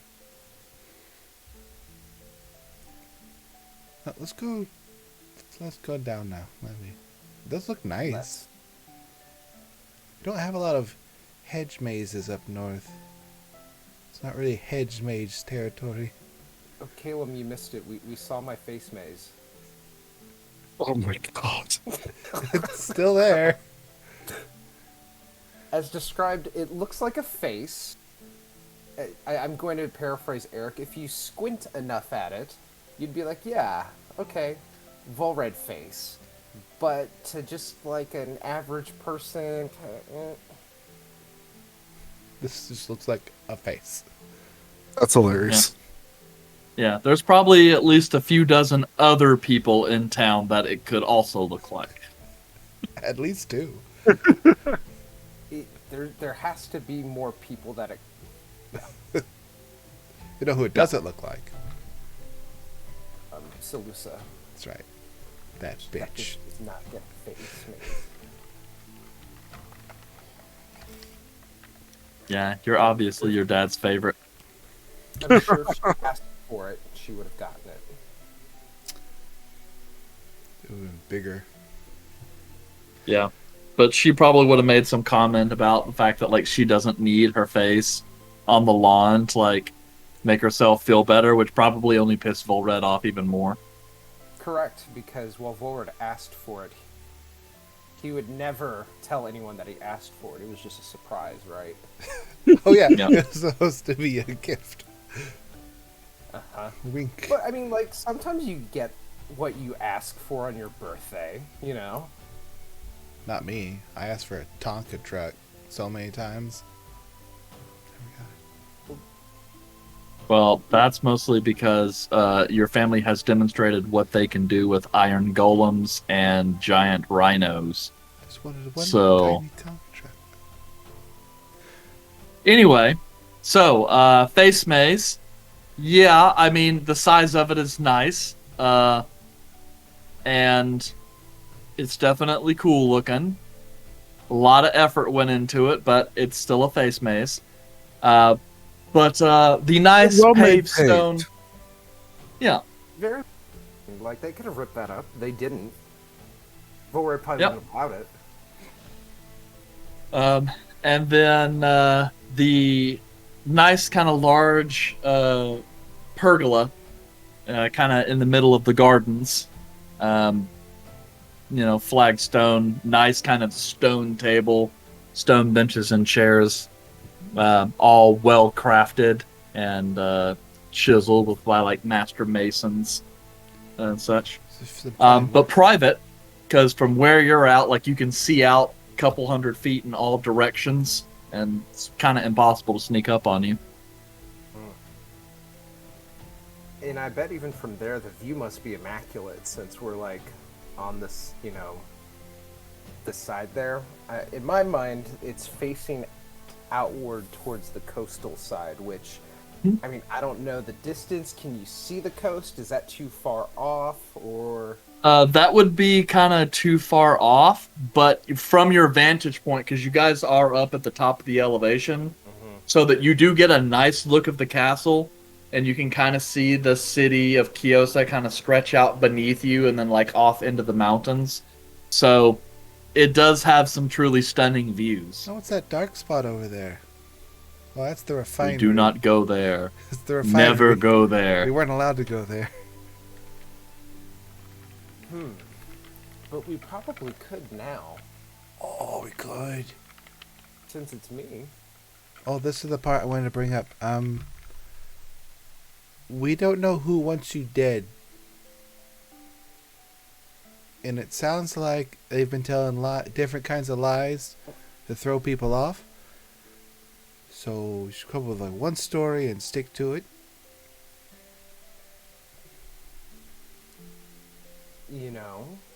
If anyone asks, I believe the best thing to do would be to attempt to corroborate my father's story as per mentioned by Ewan.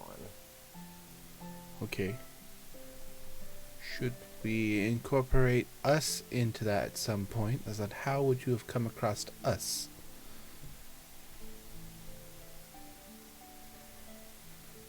Well, That's a good question. I recommend you were abducted because the security outside of this city and your lovely free cities was lacking, and you were managed to be freed by some well-traveled adventurers, and you joined their guild. That way you could get here safely. That is true, but if I were... Are you saying I was abducted when I was out visiting other nobility? Because that could bring up questions of, that could throw other local nobles under the proverbial bus. Any local nobles you hate?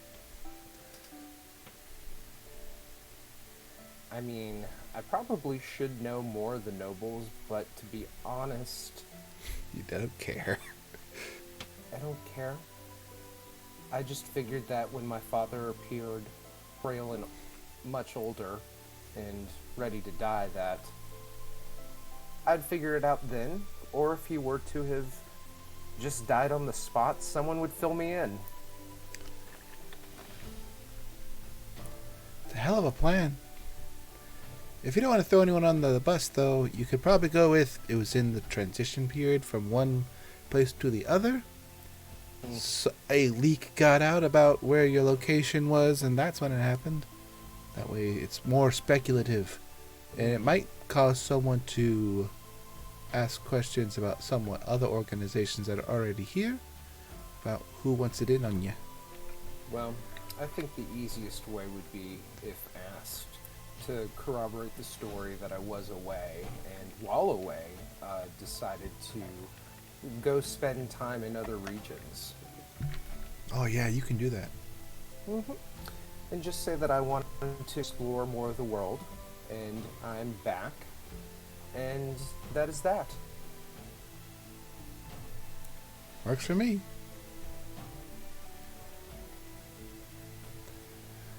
I assume as long as I don't call anyone inept, that they will notice a change in behavior on my part.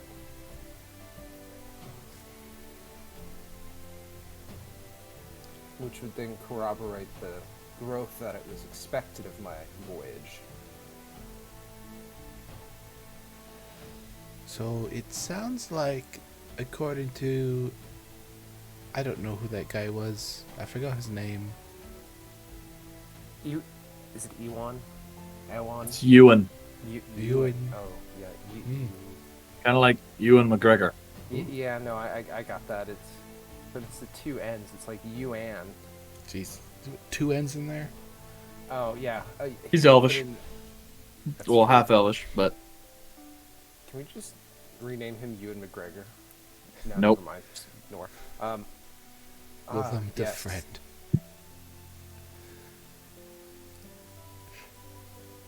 That was fun. It was an NPC we named last game. Willem de Acquaintance. Willem the Friend, because Eric called him Willem, and I gave him the last name de Friend. But yeah, what Ewan said. It sounds like he doesn't see your father that often at all. No. Because he had asked if he would be coming here or you'd be going there. The way he said it seemed like he doesn't really keep in touch with anyone. Well, Ewan does up until the event, a spectacular job at tending to the security and overall facilities. But he did not spend much time around my father. He would be in the category of people who would not be in my father's presence unless explicitly needed. I don't think he cares for my father too much.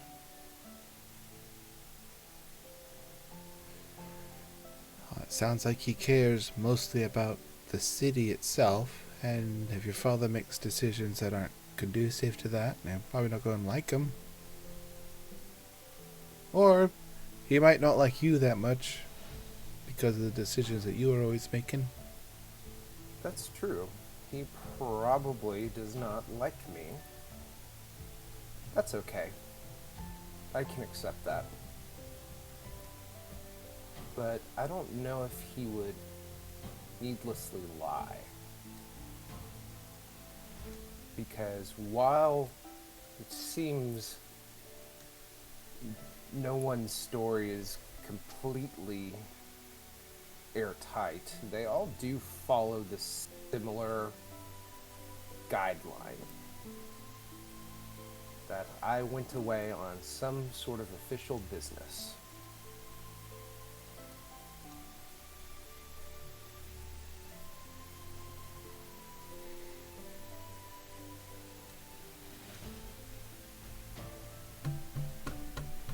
So I guess the question is, do we decide to make way to the old palace, or in the meantime do we visit the city?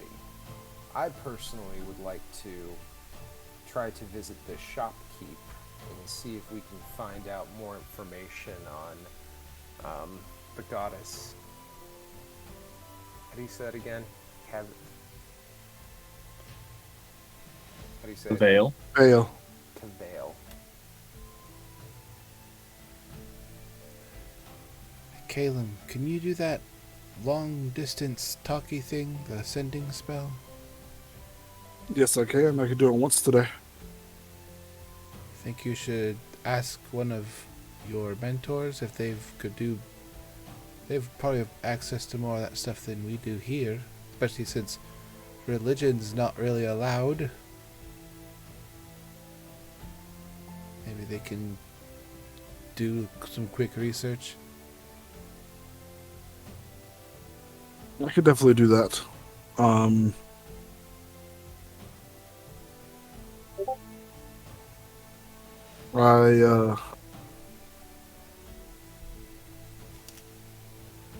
I don't really know who to look for. The only person that I think would be good at this sort of thing would be Master Valerion.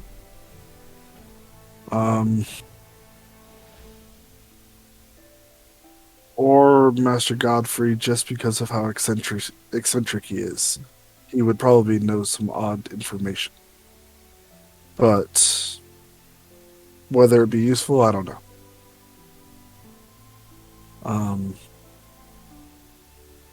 Let's go visit this person first and see what we can find. And then I will reach out to Master Valerion if we need more information.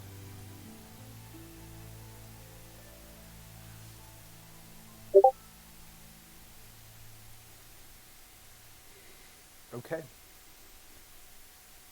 Just- Was there anything else that we wanted to do while we were in the city?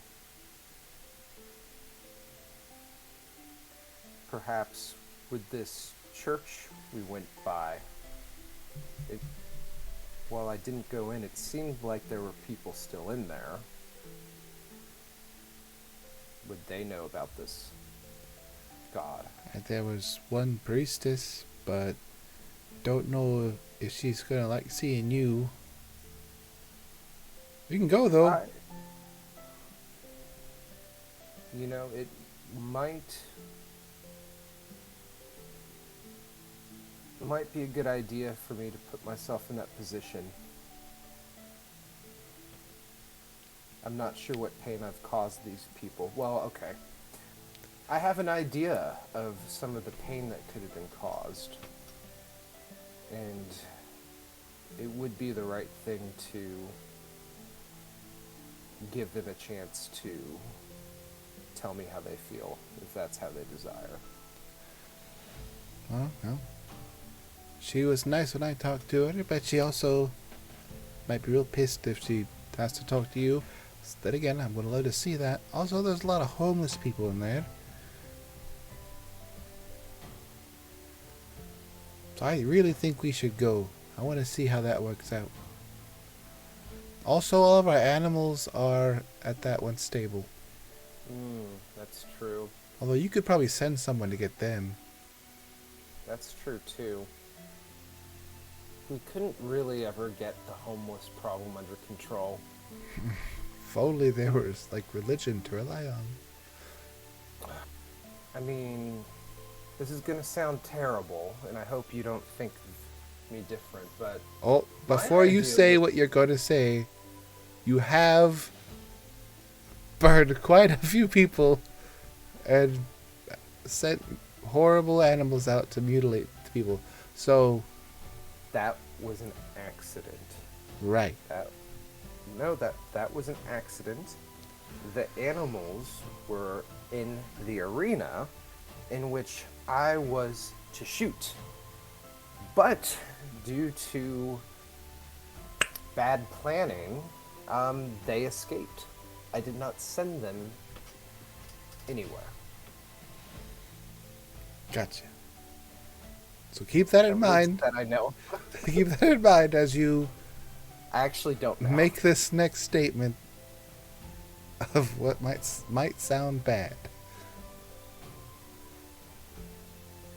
I said that we could just collect the homeless and drop them off somewhere else.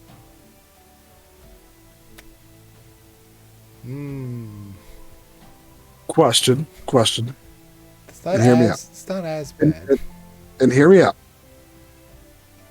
Are you going to support the homeless financially at the place you're going?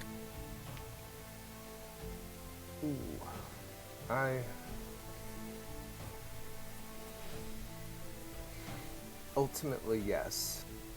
I do think the people here deserve more from me, but in this exact moment, I don't want to make fanfare.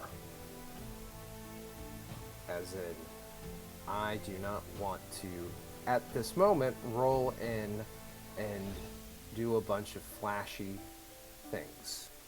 You want that to be in your own time rather than now for flash. Correct. Well, I mean, this is strategic because... Draw a shit ton of attention to yourself. Correct. I don't want to be too... Exactly what is all said. I don't want to draw unneeded attention to myself. We are already being watched by the Gold Men, as well as probably others. And I will say that was described as a political powder keg currently. That something, the smallest thing could set it off. That is correct. And you, my friend, are a fuse that is lit. Ooh, getting lit sounds great. Nope. Not doing that. Right now.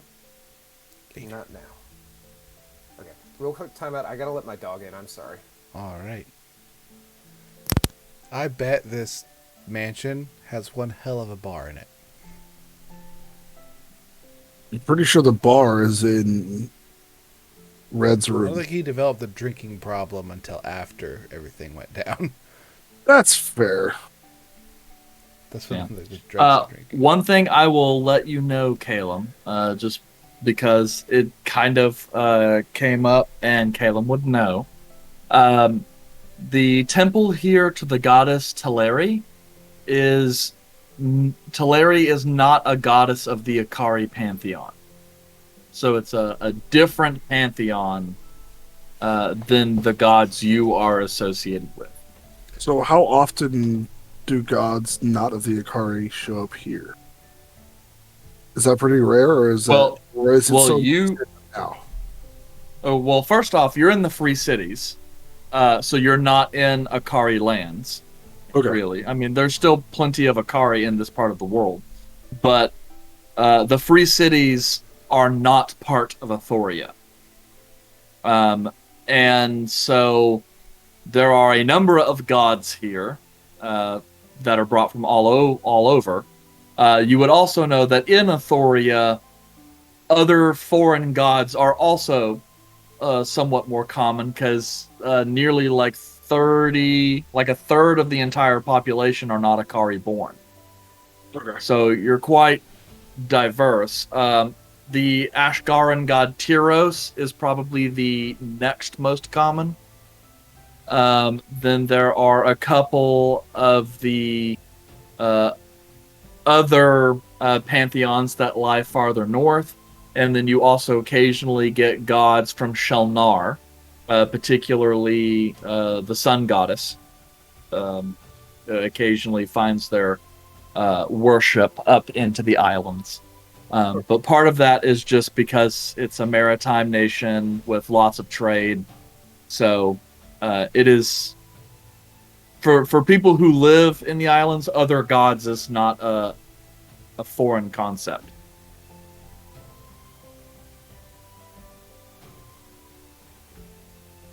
Just those gods don't normally have temples. Okay.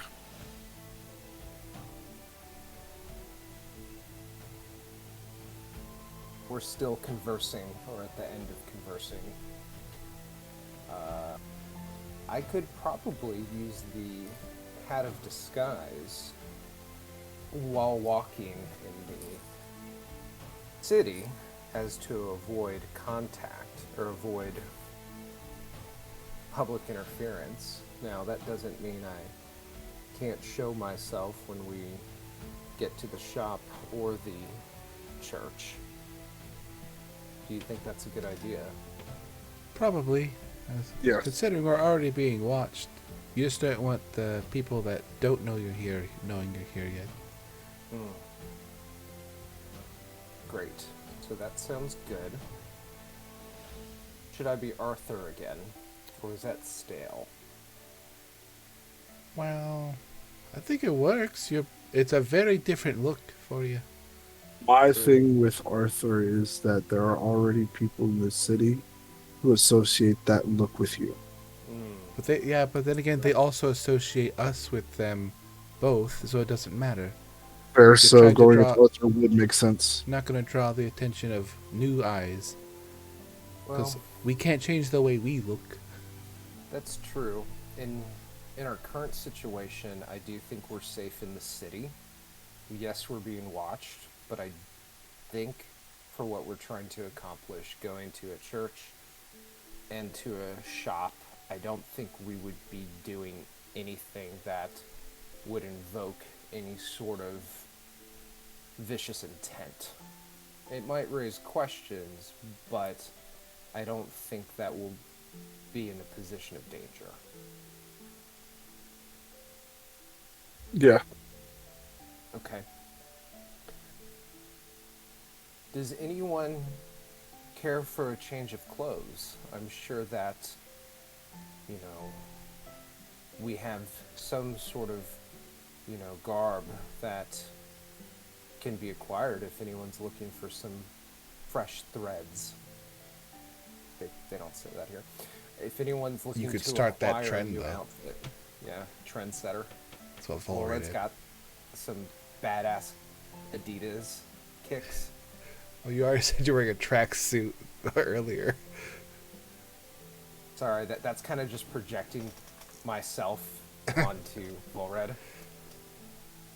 If you got any that I could at least get adjusted to me, that would be cool.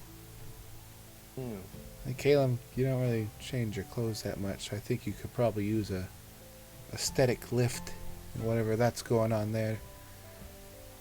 We could definitely Yes. do that. Let's go inside and check with the staff. Get it. Montage. Da-da-da-da-da. Yep, so you're going to check with the staff? Yep.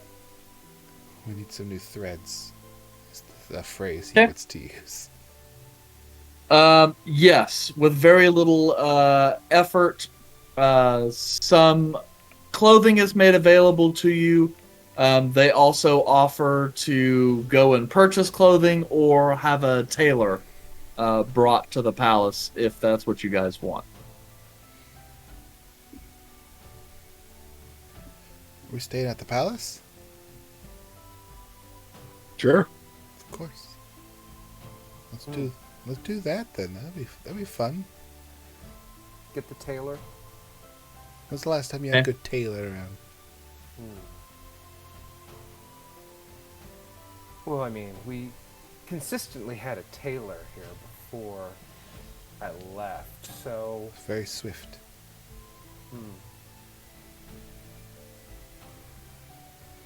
I don't remember any of their names though. There's a lot There was more. one who made a really killer jacket. We ask for tailors. Okay. You, in short order, about an hour or so, a tailor is brought up to the palace with several retainers carrying large books with fabric swatches. And as he kind of approaches, it's an individual you at least don't ever recall seeing Vulred, but I mean, that doesn't mean anything. As he kind of enters, he has this kind of large, poofy cloth of gold shirt with this kind of navy blue doublet, and kind of bows really low. Your Grace. And as he comes back up, you can see he's got kind of a Spaniard's kind of facial hair, and has got an awful lot of bling in his ears. So, I have been informed that I have the wonderful pleasure of providing some clothes for you and your friends. So, what exactly is it, the occasion? Perhaps a ball? Or are you going to the theater? I believe at this time some casual streetwear would be in order. Something see. for general appearance. Nothing too over the top and fancy. So nothing Audacious. over the top. No, not avant-garde, but something of good quality and function. I see. So, you want the skill of the tailor to denote the value of the piece, so that even something relatively simple can appear to someone in the know very expensive. Correct. And as you know, it's, well, what is it they say? The devil is in the details. I see. I see. Yes, I can do this. Do you have a style or color in mind? And he kind of snaps, and some people come and lay out some books, start showing you different fabric samples. As you're kind of flipping through, he's just kind of reaching through and pulling out some that were more on the gaudier or busier end of the spectrum. And then kind of starts arranging a few of them he finds in like little piles to kind of show you fabrics that might go together. Well, I must say, I need to get my party's feedback here. And I introduce, which, by the way, what is your name? Yes, my name is Salian. I am a member. Well, you probably would not know it. It is so far away. From a tiny isle in the burning sea. What island would that be? It is the island of Sabor. Have we been there? No. Okay. Have any of us been there? No. Okay. Well, The burning sea is one of the largest seas. It basically stretches from the eastern edge of Baelathor to the southern edge of Athoria, all up into Aiden. Oh. It's absolutely massive. It's kind of like saying the Pacific Ocean. Oh, I'm on the coast of the Pacific Ocean. Oh, okay. I'm in the Pacific Island. Oh, right. The island. Well, Salian, and I introduce the party and explain, you know, whatever sort of color and general fit, I will allow my compatriots to make that choice. All that I ask is that there is some form of something that brings it all together. It doesn't have to be overt, but, you know, if you were lining parts of the clothing, use similar fabrics, similar flares. Just, you know, something streamlined. Yes, perhaps as if you might have the same homeland or guild affiliations, That would but still be perfect. separate individuals. Correct. I can do this. Actually, and I look towards the group. Should we get S&M embroidered on our clothing? Well, not somewhere like big, like the back of the jacket, but like an above Something the breast small. area. Yes. Yes. Salian, we would like the letters S-N-M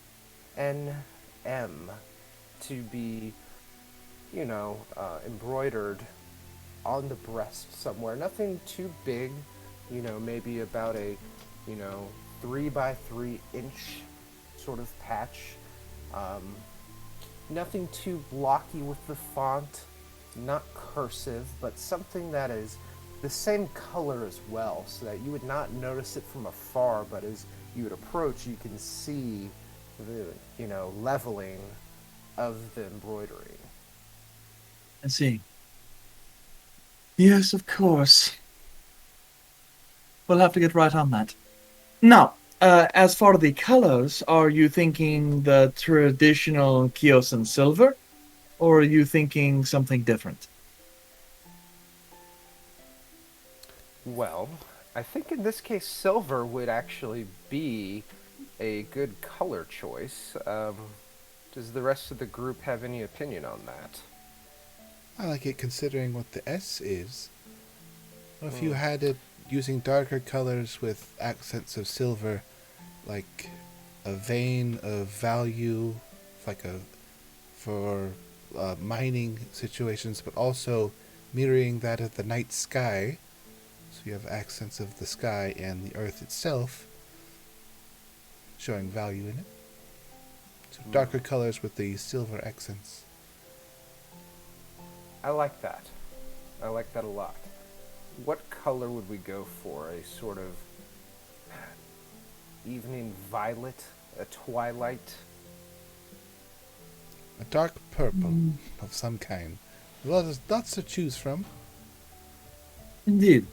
In some cases, a midnight blue, also. But I would agree if you're looking for something that shouts, although simple, very expensive, something in the blue to purple range, as those dyes are very expensive. I do think the midnight blue might be best. Azal, are you okay with that? Works for me. Caleb, any input? I am perfectly good at that color. Kelmac, Yandre, what do you think? Yeah, that's great. Either way, it's 3-2. And they're the new members. They don't get a full say. Yeah, that's Yeah, I don't think they've even been added to the roster yet, have they? No, I added, Or did you? I did. I added them both. Technically, they got it at the same time, even though Kelmac was with us before. Well, you just have to make sure Kelmac's in his place, and understands where he's at. Oh, Yep. So, Which all right. always does. Yeah. Gee. And then he kind of glances around. And are you thinking doublets, a similar former attire? Or are you looking for the two... He kind of glances. I see your compatriot here, gesturing to Caleb, is a fan of longer cuts, more flowing. Do you want something similar, whereas you might look a little more stately, and your compatriot here kind of is all something a bit more breathable and allows still great flexibility, should it would require. Yes, I believe now that we have the color scheme and the embroidery in line, that is enough of the matching required. At this point, we can be as liberal in the fit preference as each person desires. Of course. Well, in that case, it is time to get some measurements and get an understanding of your individual preferences.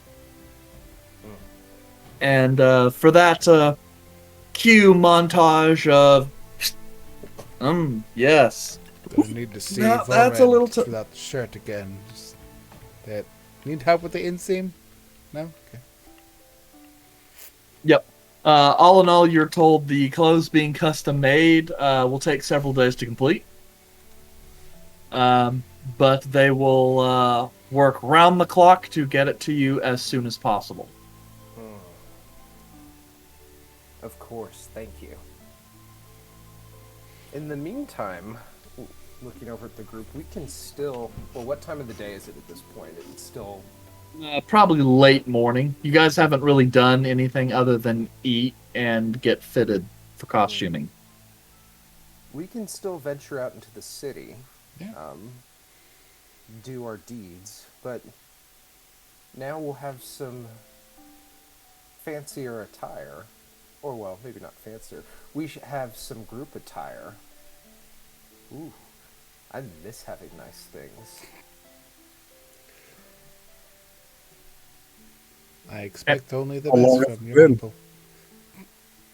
Yeah, are you guys waiting several days for the clothing to be ready before you guys hit the town? Well, I mean... Or are you just, like, also gonna have a tailor have something a little more off the shelf and just kind of... Yeah, I Hem guess it. that depends on... Because there were some clothes that were at the palace, I believe, that we saw. So I guess it depends. Do we want to wait and go out dressed killer, or do we pick up those nice clothes before we make our way to the old palace? We definitely want the nicer clothes before we go to the old palace. Yes. Okay.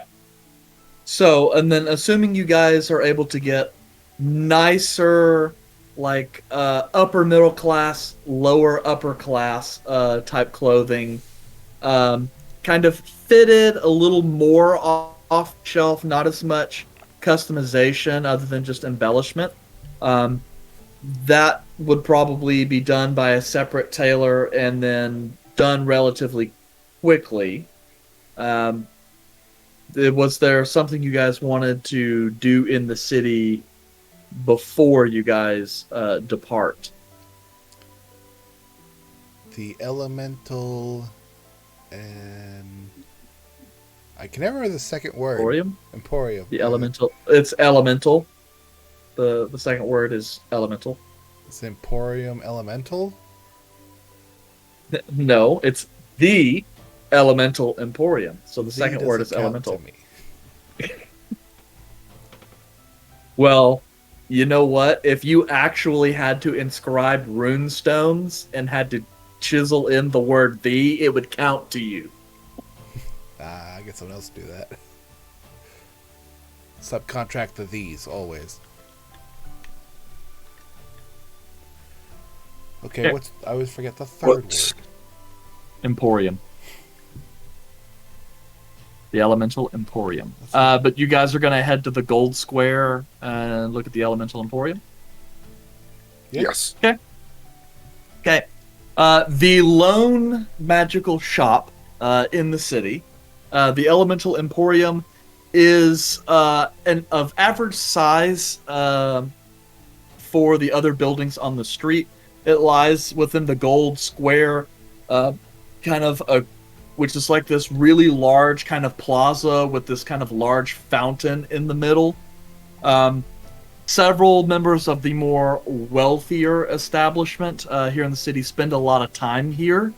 It's not the kind of plaza that has vendors and stuff set up, but there are homes and businesses around the periphery of the plaza that are open. All permanent, kind of nice stone and Tudor style buildings with the plaster kind of dyed and painted different colors to kind of give a kind of late medieval Renaissance vibe, but everything from the woodwork to the plastering to the wrought iron detail done higher tier. So pretty nice, all things considered. The Elemental Emporium, as you kind of glance through, seems to have wall-to-wall shelving on either side, filled with all manner of knickknacks. The variety of items here is somewhat astounding. But the center area is kind of open with, it looks like, a few individuals milling about, most of which are some elves, perhaps citizens of the city who are coming through looking at things. You also see a city official, perhaps like a tax individual or something, that is going through and making notes and inspecting areas of the building. The individual that sticks out, though, is this elvish druid figure who is kind of wears lots of natural furs and is just kind of standing there, speaking to who you assume to be the proprietor of the establishment. This kind of ruddy, kind of oxblood skinned tiefling individual, tall, very muscular, but also somewhat lithe and graceful as she moves. The horns are kind of slicked back, embellishments of several rings that adorn, kind of linked with gold and silver chain, adorned with flowing robes, lots of kind of silver thread, and looks like some kind of lesser gemstones kind of embroidered in with some of the work. After a couple moments, the druid collects a small bag of items. The two bid themselves adieu, and the druid departs as the proprietor kind of glances over, looks kind of at your general direction, viewing you over, and then saunters your direction. Ah, hello, welcome. I am the proprietor of this establishment, Tana. Welcome to the Elemental Emporium. And kind of looks through. I was Huh? going to say, but before, while we were waiting there, so I'm still Arthur, and I'm going to kind of lean over to Caleb and be like, I'm going to stay Arthur in this shop. Can you do all the talking? You know what to ask her. We're trying to figure out if she has more information on the Yes, goddess. I definitely can. Okay. Because I also don't want to get too close to someone and have the disguise spotted. Yeah. Okay. So then, scene. Yep. So as Tana kind of comes over as you're kind of speaking and kind of breaking off just a little bit to put a bit of distance, Tana kind of glances the kind of these long, kind of pointed nails reaching out. Well, apologies. Business has been a little crazy today. I apologize for not being able to meet you sooner. So, what is it I can do for you? Some spell scrolls, perhaps an item, or components? You're perfectly fine. I definitely understand how business can be crazy. Actually, it's a little bit more on the information side of things. I was curious if you might have some information on a subject that I'm doing some research on. It's quite possible, depending on the subject. I have studied as a historian and scholar So there are many things about this plane and others of which I am aware. Come, let us move over to my books. And she kind of takes you farther to like the back of the shop where like the books lay. Yeah. Nothing here is like behind a counter. Everyone is able to just kind of walk up and touch or mess with. She just kind of gestures. Is there a particular topic that you are needing information on? Akari gods. The Akari gods. Specifically, the ones of a darker nature. I see. Veil. Well, that is awfully specific, especially going out and just speaking the name of one of the Black Five. The Hand of Doom. Well, yes, of course. Cavell is a deity, a goddess of ultimate destruction and chaos. This is something you probably know. She represents the complete lawlessness. What human beings and creation is if there are no virtues and only vice, and people who seek to satisfy vice under any means necessary. Nothing is sacred in Cavale's world. So, is there something in particular you're wanting to know? Well,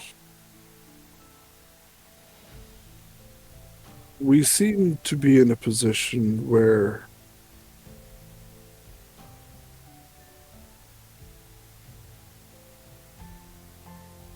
knowing where these individuals might be would help us greatly. Do you have any idea as to where they might base their operations, or yes, something of that nature? He's kind of taking a step back regarding you guys a little bit. What you're asking for is very dangerous, child. It is very. Well, she kind of glances. The followers of Cavale mostly stick to the Athorian archipelago and nearby regions. They do not often travel beyond that. But what I can also say is that they are, for many reasons, not the kind of individuals that leave witnesses. And so, stories of the shades of Cavale are more anecdotal and of the aftermath. Now, as per the religious text, it is said that they cultivate in places of great discord. Anywhere where the rule of law is being challenged and death is a likely result. Animosity. But as for when they are not on the hunt, they tend to lie in secret crypts beneath the ground. Places filled with hate and malice. Or individual locations where dark deeds were once performed. The only way to get a hold of one, of course, is by attempting to make an offering to Cavale. And then one of the shades appears to the one who attempts to make the offering, and if the offering is suitable, the shade does the work. If not, well, as I said, they do not often leave witnesses. Well, I feel as though someone close to me has been marked.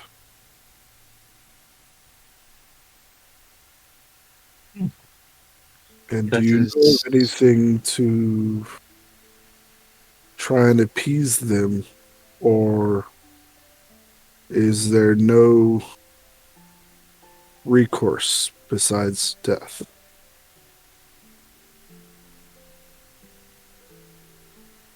well, I'm not aware of any historical happenstances of such a thing happening, but from what I've read, the texts of her followers does not paint a very inspiring picture.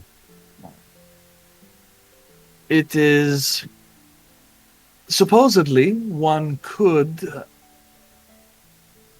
prevent a degree, or at least buy oneself time, by slaying the shade, as from what I understand, they tend to work rather solitary and only on certain occasions amass together as a following.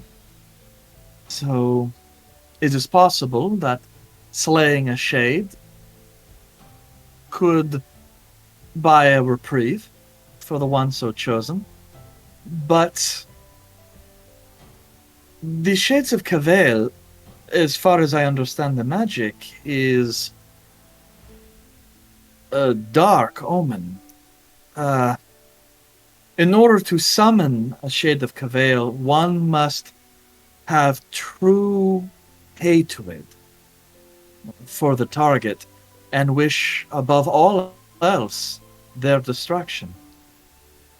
So it is unlikely that such hatred will be ignored by the goddess, and most likely someone else, another shade, may simply be called to continue the work. Okay.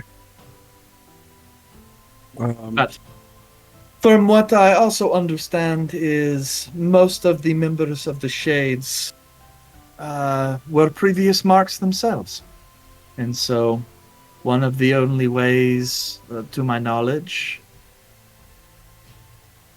Cavail likes destruction and discord above all else. So if someone who is marked by her chooses to give their life in service, they can purchase their life by giving their life, so to speak.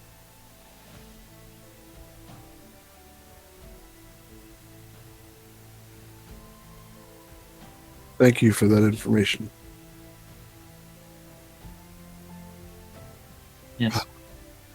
The only thing I could offer in that case is that if one of your friends is truly marked, it might be best if they make themselves quite scarce, as if you and your friends are around when the shade comes to collect on its charge, you will likely be caught and killed as well. When you say they like to be in places of discourse, does that include political discourse? Discord, Discord. chaos, anarchy, places where civilized thought and morality have been vacant. Think battlefield or a bloody rebellion, Okay. and things of that nature. Look over to Izal and Arthur.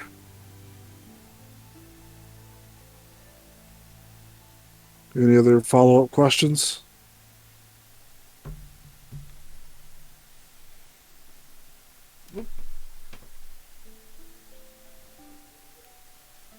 Then We should probably buy something though. I'm going to. I was about to ask. Yes, and short There's of that, the. donations are also greatly appreciated. I will slide over 5 gold for the information. She kind of looks at the gold, slides it back, and takes it. Um. Besides that, do you have any interesting little trinkets that I might be able to look at from you?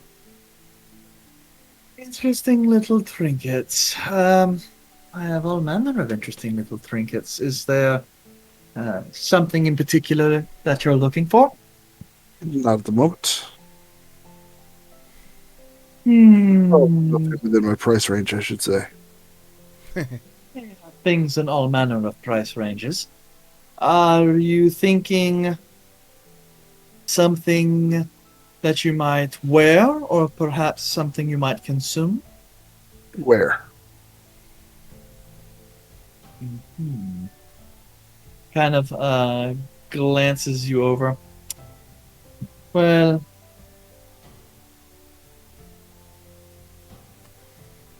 looking around. I have something you might find interesting.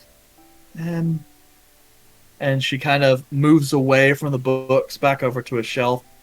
You kind of look over um, at kind of a small harp, similar to your lyre, um, but slightly different in shape, a little more elegantly wrought, perhaps like almost the curves have a certain elvish influence to them, but they're not really elvish. It looks more Feywild. And you do see runes of Sylvan, if you can identify that. Um, this is an instrument which you might be able to use. It is interesting in the sense that it can conjure illusions as you play.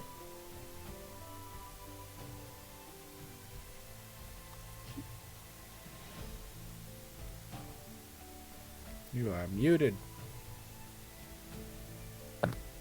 Ooh, that is very interesting. How much is it?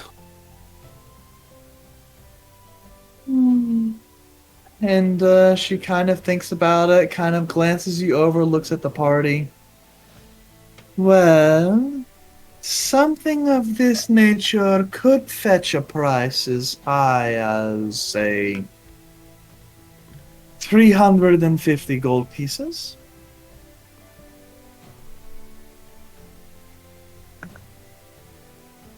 Based on my knowledge, how accurate would that be? Um, Pretty accurate. It could go higher, um, but considering the limited nature of this item, it's probably on the higher end of what you might uh, expect as a fair market value.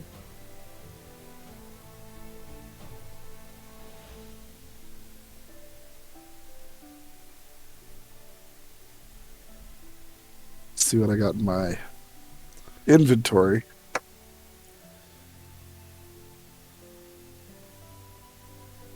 You should buy it. I plan on it. I need to make some money. We are broke people already. I have 100 gold. Is that you saying that, or is that like you are gonna offer that? That is me saying that. I have to come up with more money. Oh, well, Um, over here. I will slide you the money and just say buy it. I look over to Red, make sure Yandre's not around. Are you sure?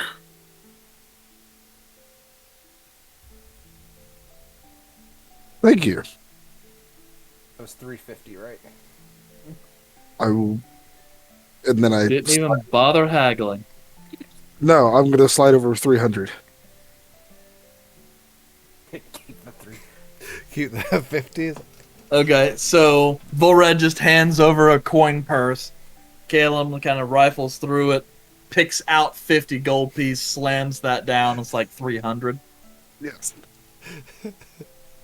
And then, I would say 300. I'm not going to try and trick them.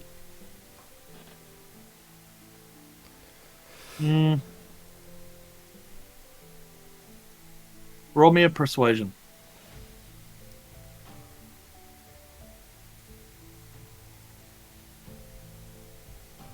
$13. Okay. She kind of looks you over.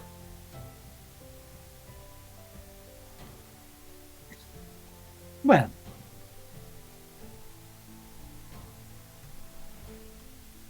Alright. Fine. 300. And she kind of reaches over, cinches the coin purse, and goes and shoves it down her barely noticeable cleavage. She's kind of iron board. And then just kind of reaches up, pulls the lyre off its pedestal, and hands it over. It's got kind of this mint green kind of metal horn, I guess that you would say the outside. Yeah. And then the strings are like finely drawn silver. Obviously, kind of or like silvered strings, because they do. You can pluck them, but yeah. All in all, very basic. It's kind of like the simple elegance. Okay. But yes, you can add an instrument of illusions to your inventory. And then I'm going to give Red his 50 gold back. I was like, you gave me too much. No problem. I take it. That is one such item. If you are looking to inquire, I could perhaps find something else you might like. I'm interested in stuff. Yes.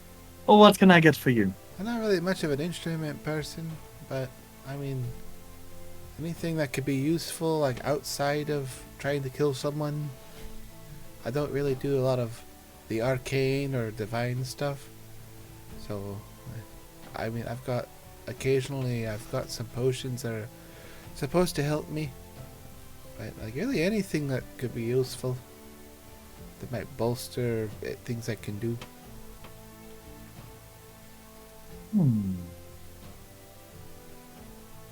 So you are a combatant.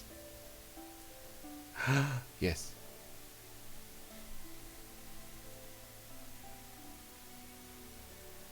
All right. Well. No.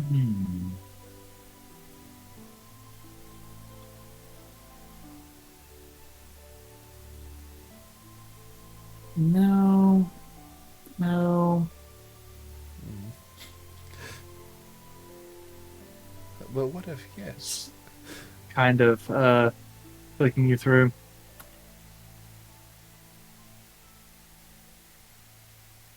There are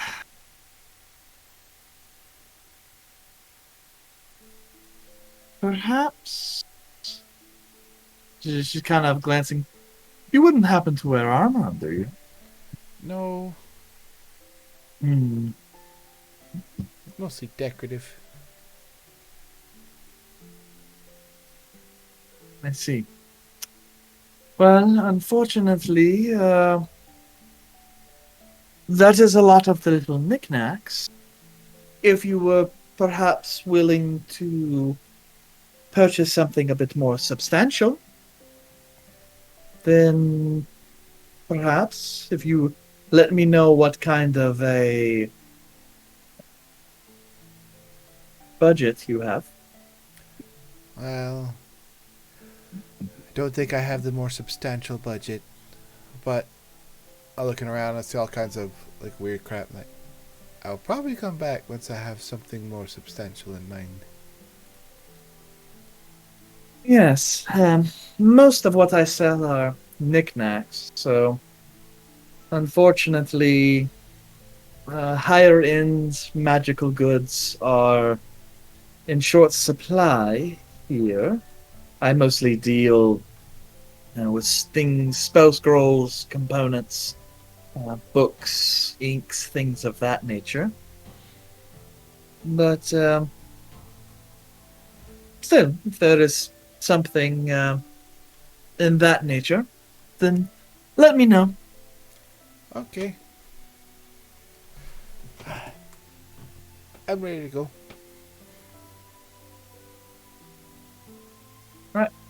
So you guys depart the Elemental Emporium and are now out at the Gold Square in the Gold Portal. So where do you guys want to head to next? Should we go back to that church? Yeah. Okay.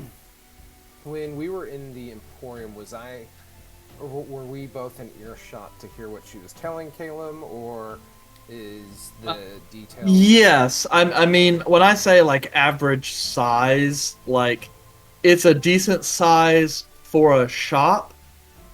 But unless she was whispering, it's not as if that information or anything like that is hard to hear if you were wanting to hear it.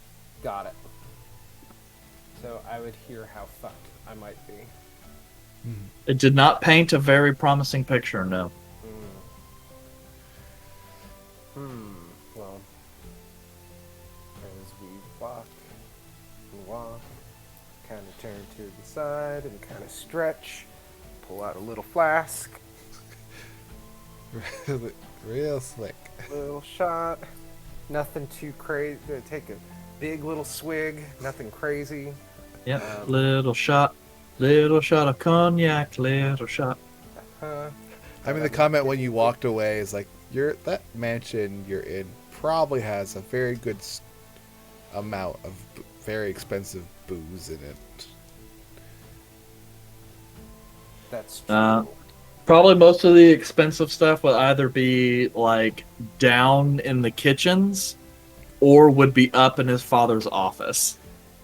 Which I would imagine Vulred could probably go get if we leave him alone especially for too since long. his dad isn't here. Well, that also raises an interesting thing to remember. Is are there parts of the palace that I have yet to? Can we go adventuring in your palace? But let's I would say yes, because obviously an amount of real estate has been dedicated to servants' quarters and things of that nature, and hallways. So there's definitely some places you haven't seen. Maybe like anything down in the basement, the dungeons cellars area. And then you probably didn't spend much time up on the upper floors, like where your dad works, because boring business stuff goes on up there. Yeah, fuck that. I mean, you will have been up there a few times if you were, in trouble or something. But To the church. okay. So, you guys head out from where you're at, making your way out of the gold quarter, down into the lower quarters, through the shifting streets, and all the way back in to the Temple of Teleri. As you guys arrive here, similarly as before, there are about a half dozen or so vagrants kind of just littered in the immediate vicinity of the street. and the temple doors are closed, but you can see little wisps of smoke in the late afternoon sky, showing that there is at least still some life within. Yeah. A lot of homeless people are in here. Let's go inside.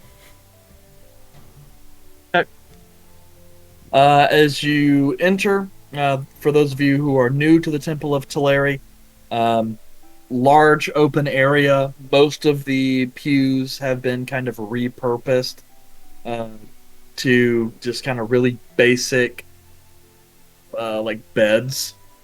Narrow, but mostly just a place to put the bodies. Those that don't work on, can't be on the pews or kind of laying on the floor. All in all, most of the beds are presently empty, and there are about a half dozen infirmed, who mostly look like miners or people who worked the foundries and got into some form of accident and are now no longer capable of work and in need of help. As you enter, most of the lesser clergy are kind of tending to them. While you guys, Izal, you see Aspar, the de facto priestess of the temple, currently in prayers. I will slowly approach her. And pardon me, Lady Aspar. Sister Aspar. It's hard. Churches are weird. Aspar kind of looks over her shoulder and then kind of gets up, straightens out her vestments. Kind of, yes, I recall you. You were here the other day. Yeah, just thought we'd stop by and see if anything we can do to help. I imagine Kelmac is probably helping, attempting with some of the sick where he can, because he attempted it last time. Yeah. So you can insult the priestess again? He got in trouble last time. He made Yeah. some disparaging comments. But we had a few questions, because I'm not too familiar with the religious deities down here. But I figured you might have more insight about the specifics.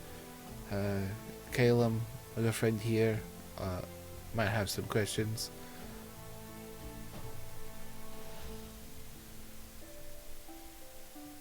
Calum. 1 second, pull it up. In the beginning.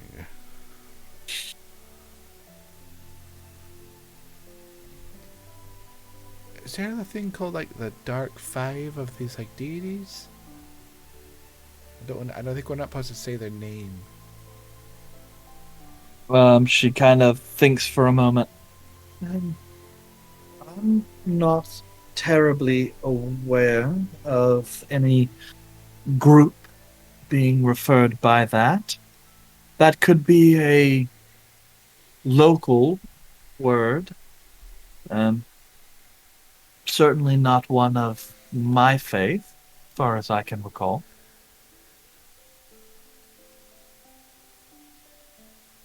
I was wondering if you might have some information on the goddess of slaughter and murder. She kind of sits there for a brief moment. Which one?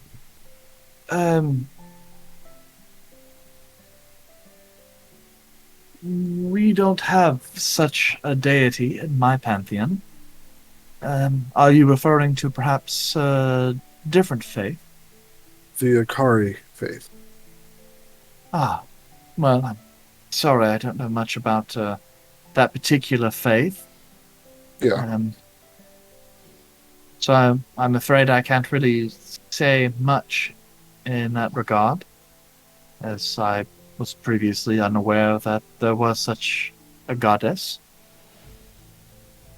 Yeah, she's a pretty mean bitch, to put it lightly. And we're just trying to get some information. That's all. And we're now on the lookout for more information about her. See. Angered one of her followers, then? Perhaps a cult? You adventurers do seem to deal with cults much more commonly than the average citizen. Hit the nail on the head. What's the difference between like a cult and like a religion? Is there a number you have to crest before it's officially like just a religion now? Well, this enters the domain of theocracy and sophistry, but... Oh, that sounds like a long conversation. I don't know if I'm in for that. Yes, but cults, generally speaking, worship more a particular idol of faith, I suppose you could say, wherein religions worship something a bit more intangible, so to speak.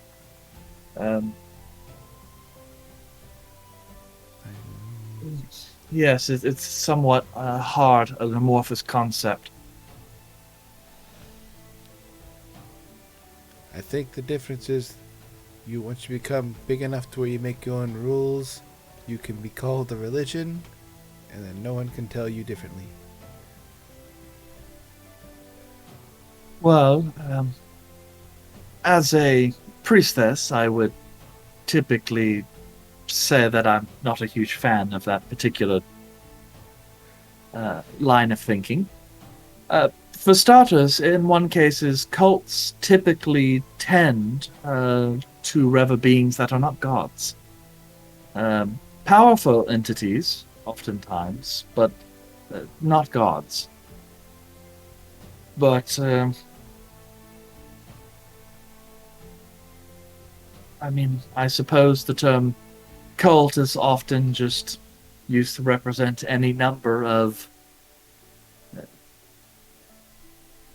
malevolent beings or organizations aligned with other malevolent entities or organizations.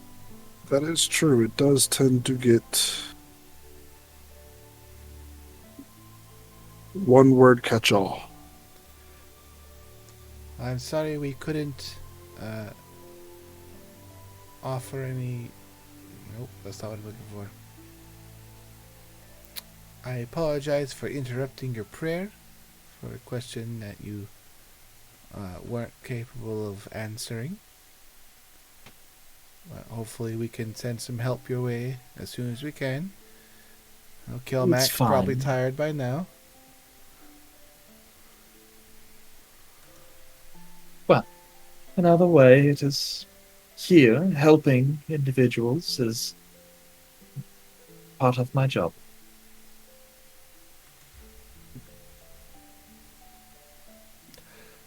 We should probably get going. I don't want to take up any space for you. Bye. Oh well, and a pleasure to meet you all. Bye.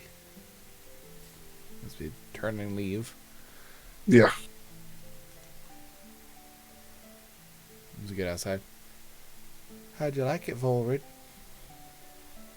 Arthur Vulred? That was depressing.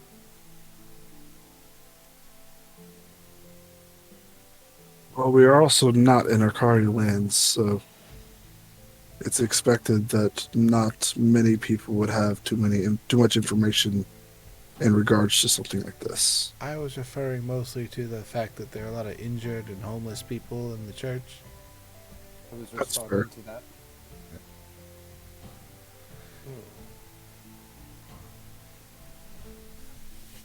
Well, Why did you? is there something you could do about it? Why, as we were kind of walking away, why did you just decide no religion?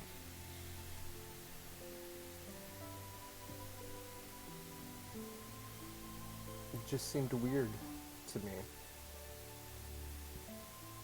The people who frequented that establishment represented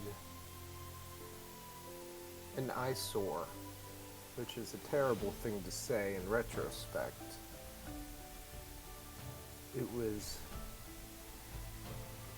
the convergence spot of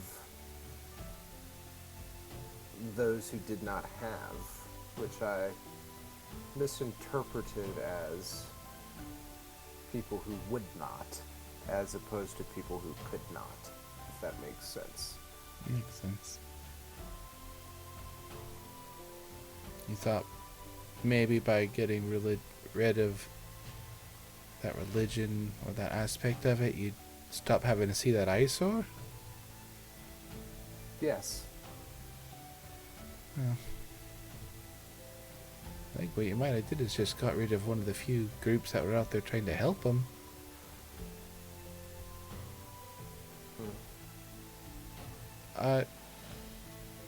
You know, Vulred, we've encountered quite a bit of the gods out here.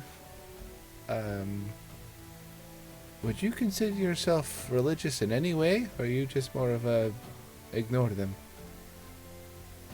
I've ignored them. And so has my family. At least immediate family. I don't know about any of the other descendants that are cousins, nephews, of the like.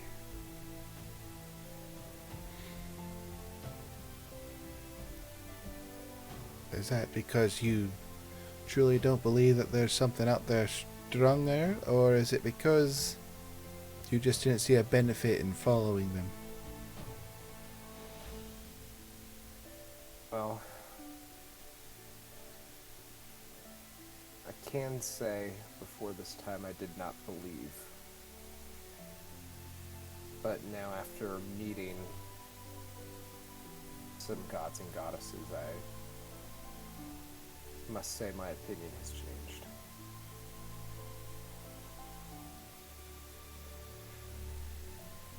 I mean, I can, in the case.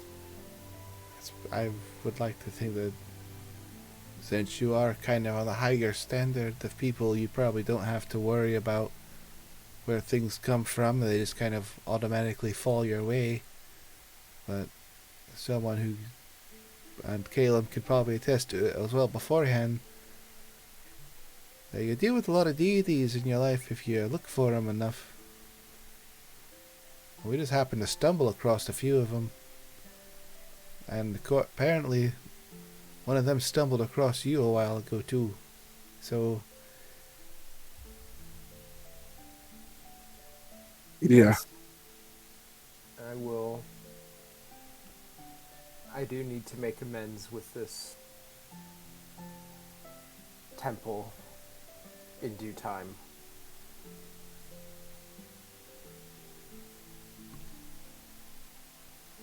But first, I need to figure out what's happening to me.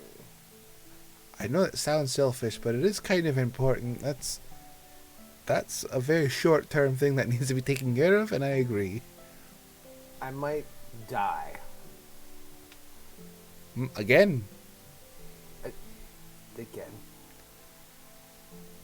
don't forget that. That's twice now, and Thank you. And we do not want that to happen. because it was one of the gods that brought you back.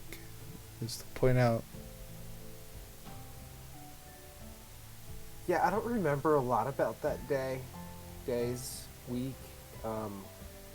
So we might need to sit down and have a little refresher at some point, because, yeah, that whole death thing, kind of rough. Yeah, it did take a lot out of you. That and the substance abuse. Am I just saying some things out in public today? Good thing I'm I'm Arthur. Man, they're gonna have some weird opinions of Arthur if he ever comes into this city. Last time I saw you, you were shouting about substance abuse. He's not gonna be allowed in so many clubs. Oh, yeah. I'll make sure he gets in. the VIP lounge. It's like he'll be confused. Like, why are they letting me in the first place? Like, oh, don't worry, they're just prejudice.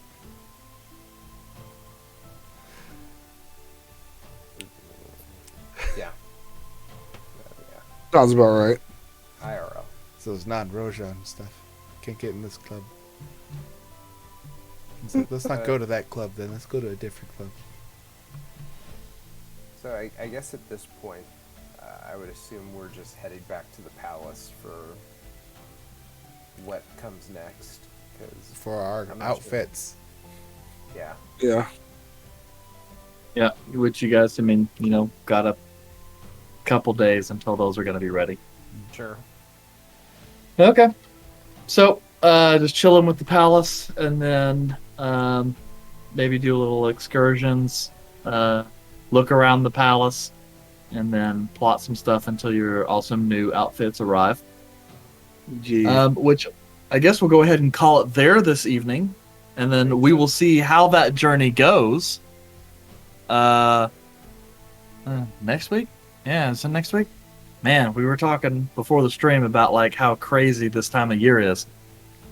Yes. Yep. We are here next week. I believe the week of Christmas, however, we are not. I don't believe so. But you know what? We have Adjacent with Jace on Thursday, don't we? It is scheduled. Okay. Who's showing up? That's all dependent on who's available. Because, as you said, it's crazy times. Who's on the docket? Yeah, who's supposed to be on the docket? Stuck in the middle with you. I believe it's our horrifyingly tragic backstory person who's made terrible decisions in their life. And Yep. who's slowly He's realizing. all- Hey, I already had to do a solo intro last time. Rab is technically next, if he's Good, because available. Rap's got a lot to talk about. Not the answer I- to. I will see y'all Answer on 4. Thursday. Hoo-hoo. Okay. I will All be right, there. so get your questions together, because I'm sure you guys have got lots of stuff you want to ask Rab. I'll have uh, answers regardless. An answer, yeah. It's a monologue of just him saying, look, what had happened was the entire backstory. Sometimes it seems like peasants deserve to die. Oh, save it for the show, man. Save it for the Okay. show. Hmm. All right, Okay, all right. Good night, everyone. We'll see you With on that Thursday. loving and touching turn of phrase, see you guys next week. Bye. Bye,